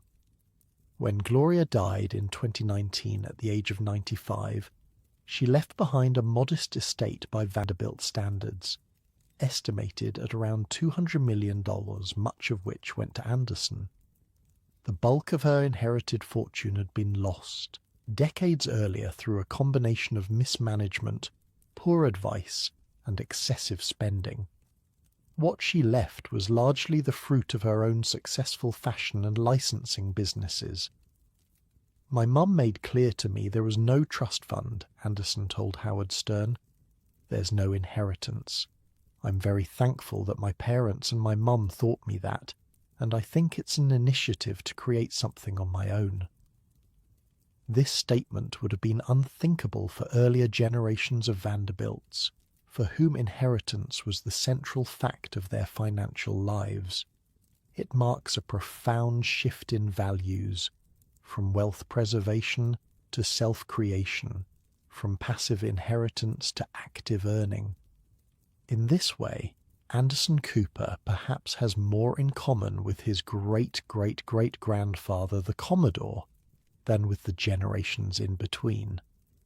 Both had to make their own way in the world, relying on talent and determination rather than family money. But the Vanderbilt story isn't just about money. It's also about the peculiar burdens of famous names and outsized legacies. Throughout his career, Anderson has had to navigate the shadow of the Vanderbilt history, even while establishing his own distinct identity. "People are always surprised when they learn my mother was Gloria Vanderbilt," he notes in an interview. "I've never tried to hide it, but I don't lead with it either. It's just one fact about me, not the defining one."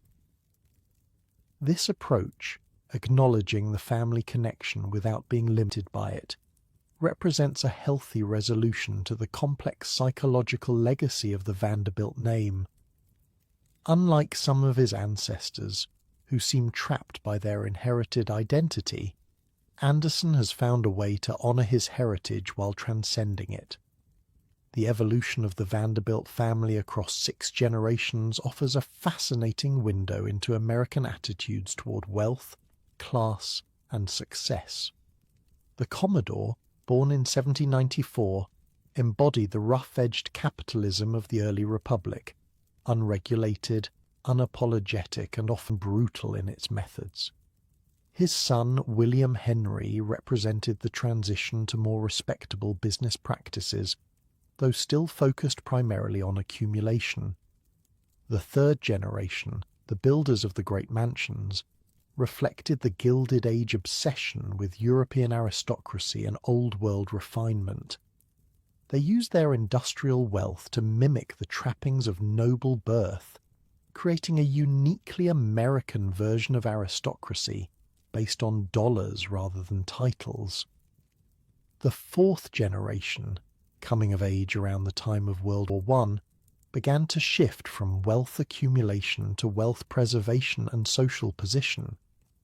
By the fifth generation, which included Gloria, the focus had moved to individual fulfillment and self-expression, often in artistic or creative fields rather than business. And now the sixth generation, represented by Anderson Cooper, has largely moved beyond Vanderbilt wealth entirely, building careers and identities separate from the family fortune and legacy. Each generation of our family has had to figure out its relationship to the Vanderbilt name, a distant cousin of Anderson's observed at a family gathering. For some, it was a golden ticket. For others, a burden. For most of us now, it's just an interesting footnote in our personal histories.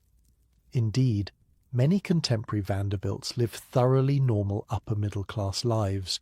They're doctors, lawyers, teachers, business people, successful professionals, but not the mega-wealthy aristocrats their ancestors were.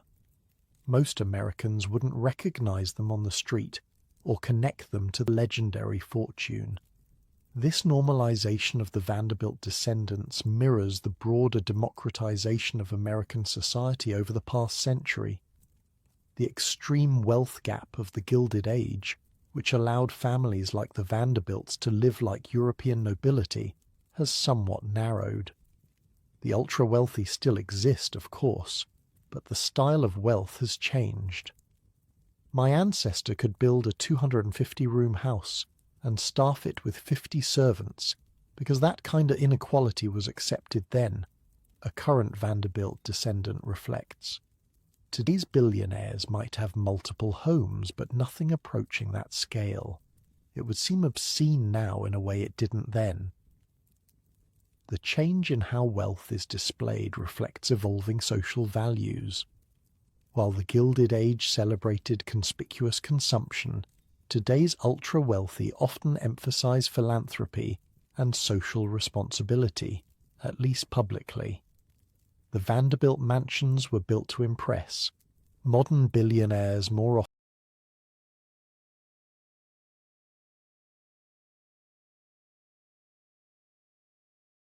often tout their charitable foundations. The Commodore would be puzzled by Bill Gates giving away his fortune, suggests a historian of the Gilded Age.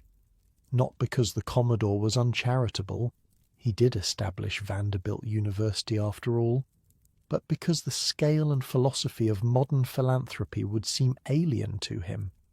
What remains of the Vanderbilt legacy today? Physically, not as much as you might expect given the scale of their former wealth. Most of the great mansions are gone. The railroad empire has been absorbed into larger corporate entities. Art collections have been dispersed through sales and donations, but certain landmarks endure. Vanderbilt University in Nashville continues to educate students, though its connection to the family is now largely nominal. The Breakers in Newport stands as a museum, offering visitors a glimpse into the opulent lifestyle of the Gilded Age. Biltmore Estate welcomes tourists to experience the grandeur of America's largest private home, still owned by George Vanderbilt's descendants. In New York City, Grand Central Terminal, rebuilt by the Vanderbilt-controlled New York Central Railroad in the early 20th century, remains one of the world's great public spaces, though few of the commuters rushing through it daily think about its connection to the family. There are also less tangible legacies.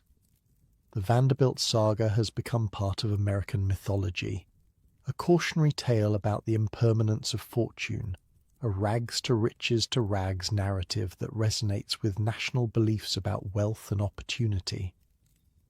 Americans have always been fascinated by the rise and fall of great fortunes, notes a sociologist specializing in wealth studies. The Vanderbilt story satisfies both our admiration for self-made success and our suspicion of inherited privilege. In popular culture, the name Vanderbilt has become shorthand for old money and faded grandeur. It appears in countless novels, films, and television shows as a signifier of American aristocracy. The family that was once famous for its wealth is now famous for having been wealthy, a subtle but significant shift. For the surviving Vanderbilts, this cultural legacy is both a birthright and a challenge. How do you forge your own identity when your family name carries such historical weight? I remember the exact moment I realized my last name meant something to other people, recalls one young Vanderbilt descendant. I was about 7, introducing myself to a friend's parent, and they did a double take. Vanderbilt, like the family. It was the first time I understood that my name wasn't just mine. It belonged to history in some way. This experience of having a personal identity that overlaps the historical one is shared by descendants of many famous families. But the Vanderbilts occupy a particular place in American consciousness as symbols of a specific moment in the nation's economic development.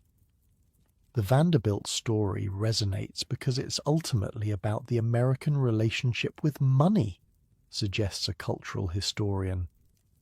The family embodied both the promise of capitalism, that anyone could rise from poverty to immense wealth, and its limitations, that even the greatest fortunes can be lost if not properly managed. In this sense, the Vanderbilts serve as a kind of national parable about wealth and its meaning. The Commodore represents the acquisition phase, ruthless, ambitious, focused entirely on the accumulation of money and power. His immediate descendants exemplify the display phase, using wealth to establish social position and create lasting monuments to family prestige. Later generations embody the dilemma phase, struggling with the psychological and practical challenges of inherited wealth, trying to find personal meaning beyond the family fortune. And the current generation, largely detached from Vanderbilt money, represents the legacy phase, figuring out what the family story means when the fortune itself is gone. Every wealthy family goes through these stages eventually, observes a wealth advisor who works with multi-generational fortunes. What makes the Vanderbilts fascinating is that they went through the entire cycle so quickly and so publicly. Most family fortunes decline more slowly and with less drama. Indeed, the dramatic arc of the Vanderbilt saga, from the Commodore's humble Staten Island beginnings to the breathtaking opulence of the Gilded Age mansions, to Gloria's designer jeans empire to Anderson Cooper's CNN career, has few parallels in American history. It's a story that spans the full breadth of the American experience with wealth, from creation to dissolution. In a way, we're lucky the money didn't last, reflects one current Vanderbilt descendant. The cousins who grew up with the last of the real fortune had complicated relationships with it. Those of us born after it was mostly gone have had the freedom to become whoever we wanted to be. This perspective, that the loss of the fortune might have been a blessing in disguise, would likely have horrified the Commodore, who spent his life amassing wealth for his descendants. But it reflects a modern understanding of how inherited money can distort normal development and create dependency rather than opportunity. The irony is that many of today's Vanderbilts have achieved the American dream more authentically than their wealthy ancestors, notes a family historian. They've built careers, raised families, and found purpose without relying on inherited millions. In that sense, they might be closer to the Commodore's self-made spirit than the generations who simply lived off his fortune. As the sun sets on the Vanderbilt saga, what lessons can we draw from their extraordinary journey? Perhaps the most obvious is that no fortune, no matter how vast, is truly permanent. The wealth that seemed inexhaustible in the Commodore's day was largely gone within a century, dispersed through taxes, division among heirs, changing economic conditions and simple mismanagement. But there are deeper lessons too, about the nature of a legacy and what we pass on to future generations. The Commodore believed he was securing his family's future by leaving them money. In reality, the most valuable inheritance may have been the family story itself, a narrative rich with achievement and failure, excess and loss, that continues to offer meaning to Vanderbilt descendants and fascination to the broader public.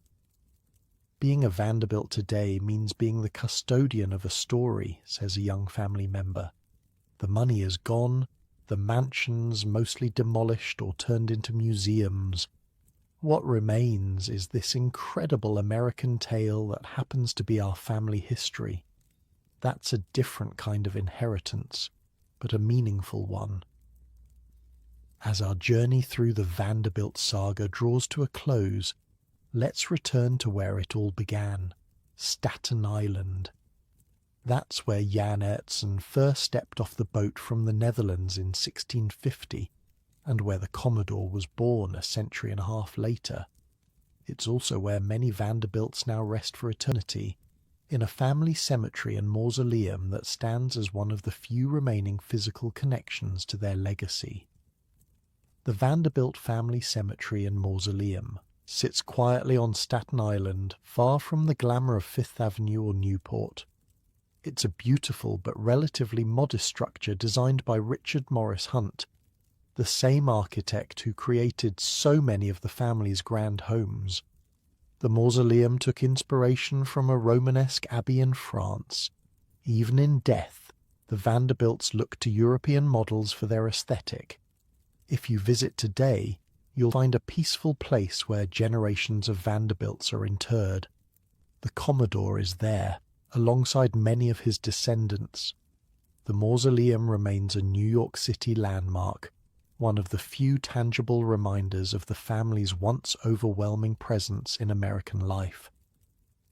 There's something poetic about ending up back on Staten Island, a Vanderbilt descendant muses while visiting the family plot.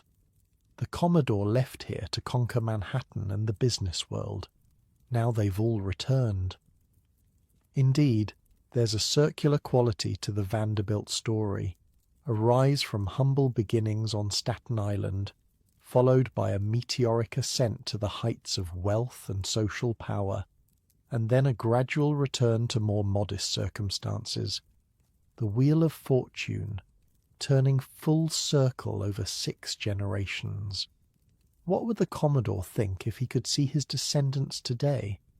Would he be disappointed that the massive fortune he accumulated has largely dissipated?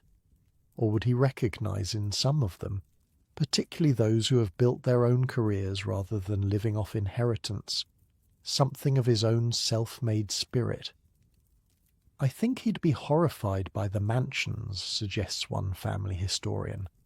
The Commodore was ruthless and ambitious, but he wasn't ostentatious. He didn't build palaces or collect art. That came later, with his children and grandchildren. The Commodore's values were those of an earlier America: hard work, shrewd dealing, and relentless ambition. He had little interest in social position for its own sake. It was his descendants who tried to transform financial capital into social capital, using their inherited wealth to buy their way into the upper echelons of society. In this sense, the Vanderbilt saga reflects a broader American journey, from the rough-and-tumble capitalism of the early republic to the status-conscious consumerism of the Gilded Age to the more individualistic values of the modern era. America was changing throughout the Vanderbilt story, notes a cultural historian. The family both shaped and was shaped by those changes. They were never just passive inheritors of wealth. They were active participants in defining what wealth meant in American society. This is perhaps the most enduring aspect of the Vanderbilt legacy, not the money itself, which has largely disappeared, but the way they used that money to create a distinctly American version of aristocracy. Unlike European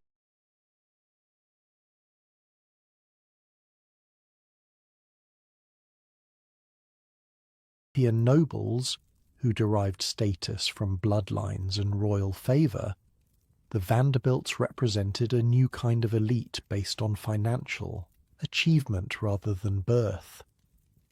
They were trying to figure out what it meant to be really rich in a country founded on democratic principles, explains a professor specializing in Gilded Age history. There was no roadmap for that. European aristocrats had centuries of tradition to guide them. The Vanderbilts were making it up as they went along. This improvised quality gives the Vanderbilt story its peculiarly American character. They were experimenting with wealth in a nation that simultaneously celebrated financial success and remained suspicious of inherited privilege. The tensions and contradictions in that position account for much of the family's complicated history. As night falls over the Vanderbilt mausoleum, the stone structure takes on a somber dignity.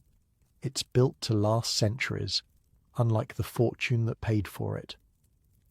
There's a lesson here about what truly endures, about the difference between money and legacy, between wealth and meaning.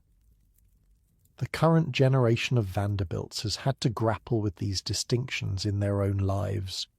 Without vast inherited wealth to define them, they've had to find purpose and identity through their own efforts. In many ways, this has freed them from the gilded cage that trapped some of their ancestors. The family money is gone, acknowledges one contemporary Vanderbilt, but the family itself continues. We're still here, still making our way in the world, still carrying forward a remarkable American story. This perspective, focusing on continuity of family rather than preservation of fortune, represents a healthier relationship with the Vanderbilt legacy than some earlier generations managed to achieve. The descendants who defined themselves entirely by their inheritance often struggled with purpose and identity. Those who have found meaning beyond the family money seem, on the whole, to lead more fulfilled lives. Money is a tool, not a purpose, Gloria Vanderbilt often said in her later years. It took me decades to understand that distinction. I hope future generations learn it more quickly than I did.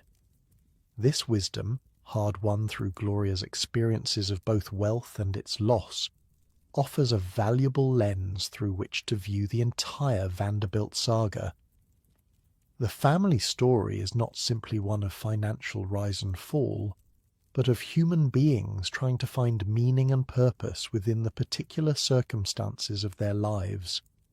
Some found that meaning in collecting art, others in philanthropy, still others in creative pursuits or professional achievements. The least happy Vanderbilts were often those who defined themselves solely as heirs, passive recipients of the Commodore's bounty rather than active creators of their own lives. The burden of inherited wealth is that it can prevent you from discovering who you really are, observes a wealth counselor who has worked with many affluent families. Some of the Vanderbilts never had to develop their own identities, separate from the family money. That's a recipe for unhappiness, no matter how many mansions you own. This psychological aspect of the Vanderbilt story is perhaps its most relevant lesson for modern readers. In an era of growing wealth inequality and billionaires whose fortunes dwarf even the Commodores, the question of how money affects human development and fulfillment remains urgently relevant. You look at today's tech billionaires setting up elaborate trusts for their children, notes an estate planning attorney. They're wrestling with exactly the same questions the Commodore faced. How much is too much? What does it do to a person to inherit vast wealth they didn't earn? There are no easy answers.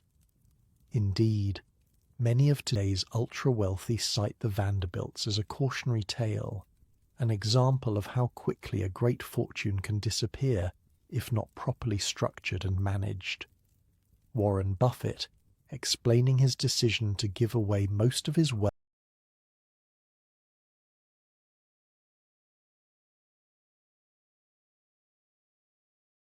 rather than passing it to his children, specifically mentioned the Vanderbilt family as a model of what he wanted to avoid. The Vanderbilts had financial managers who tried to predict inflation, bond yields, stock returns, explains a financial historian, but they didn't account for the most unpredictable variable of all, human behavior. No financial model can tell you what happens when you give a 21-year-old more money than they could spend in 10 lifetimes. This human element, the psychological impact of extreme wealth on its possessors, runs like a current through the entire Vanderbilt story. From the Commodore's ruthless accumulation to his children's status, seeking to later generations' struggles with purpose, the family's relationship with money was always complex and often fraught.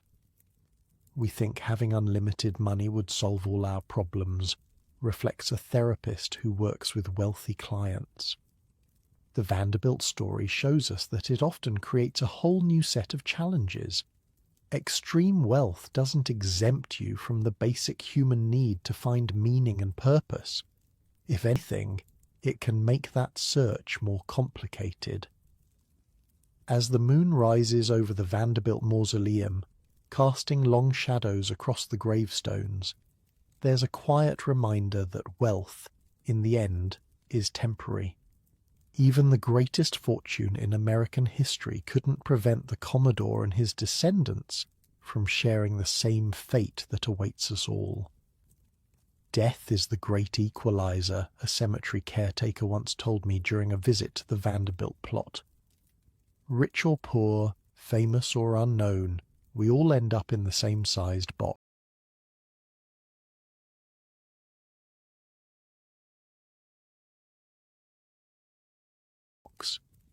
What matters, then, is not the money itself, but what we do with the time we have, how we use whatever resources are available to us to create lives of meaning and purpose. Some Vanderbilts managed this despite their wealth, others failed because of it. The sun has set now on the Vanderbilt empire. The mansions are museums or demolished, the fortune divided and diminished. The railroad companies merged or bankrupted. What remains is the story, a uniquely American tale of ambition and excess, achievement and decline, of a family that embodied both the promise and the pitfalls of the American dream.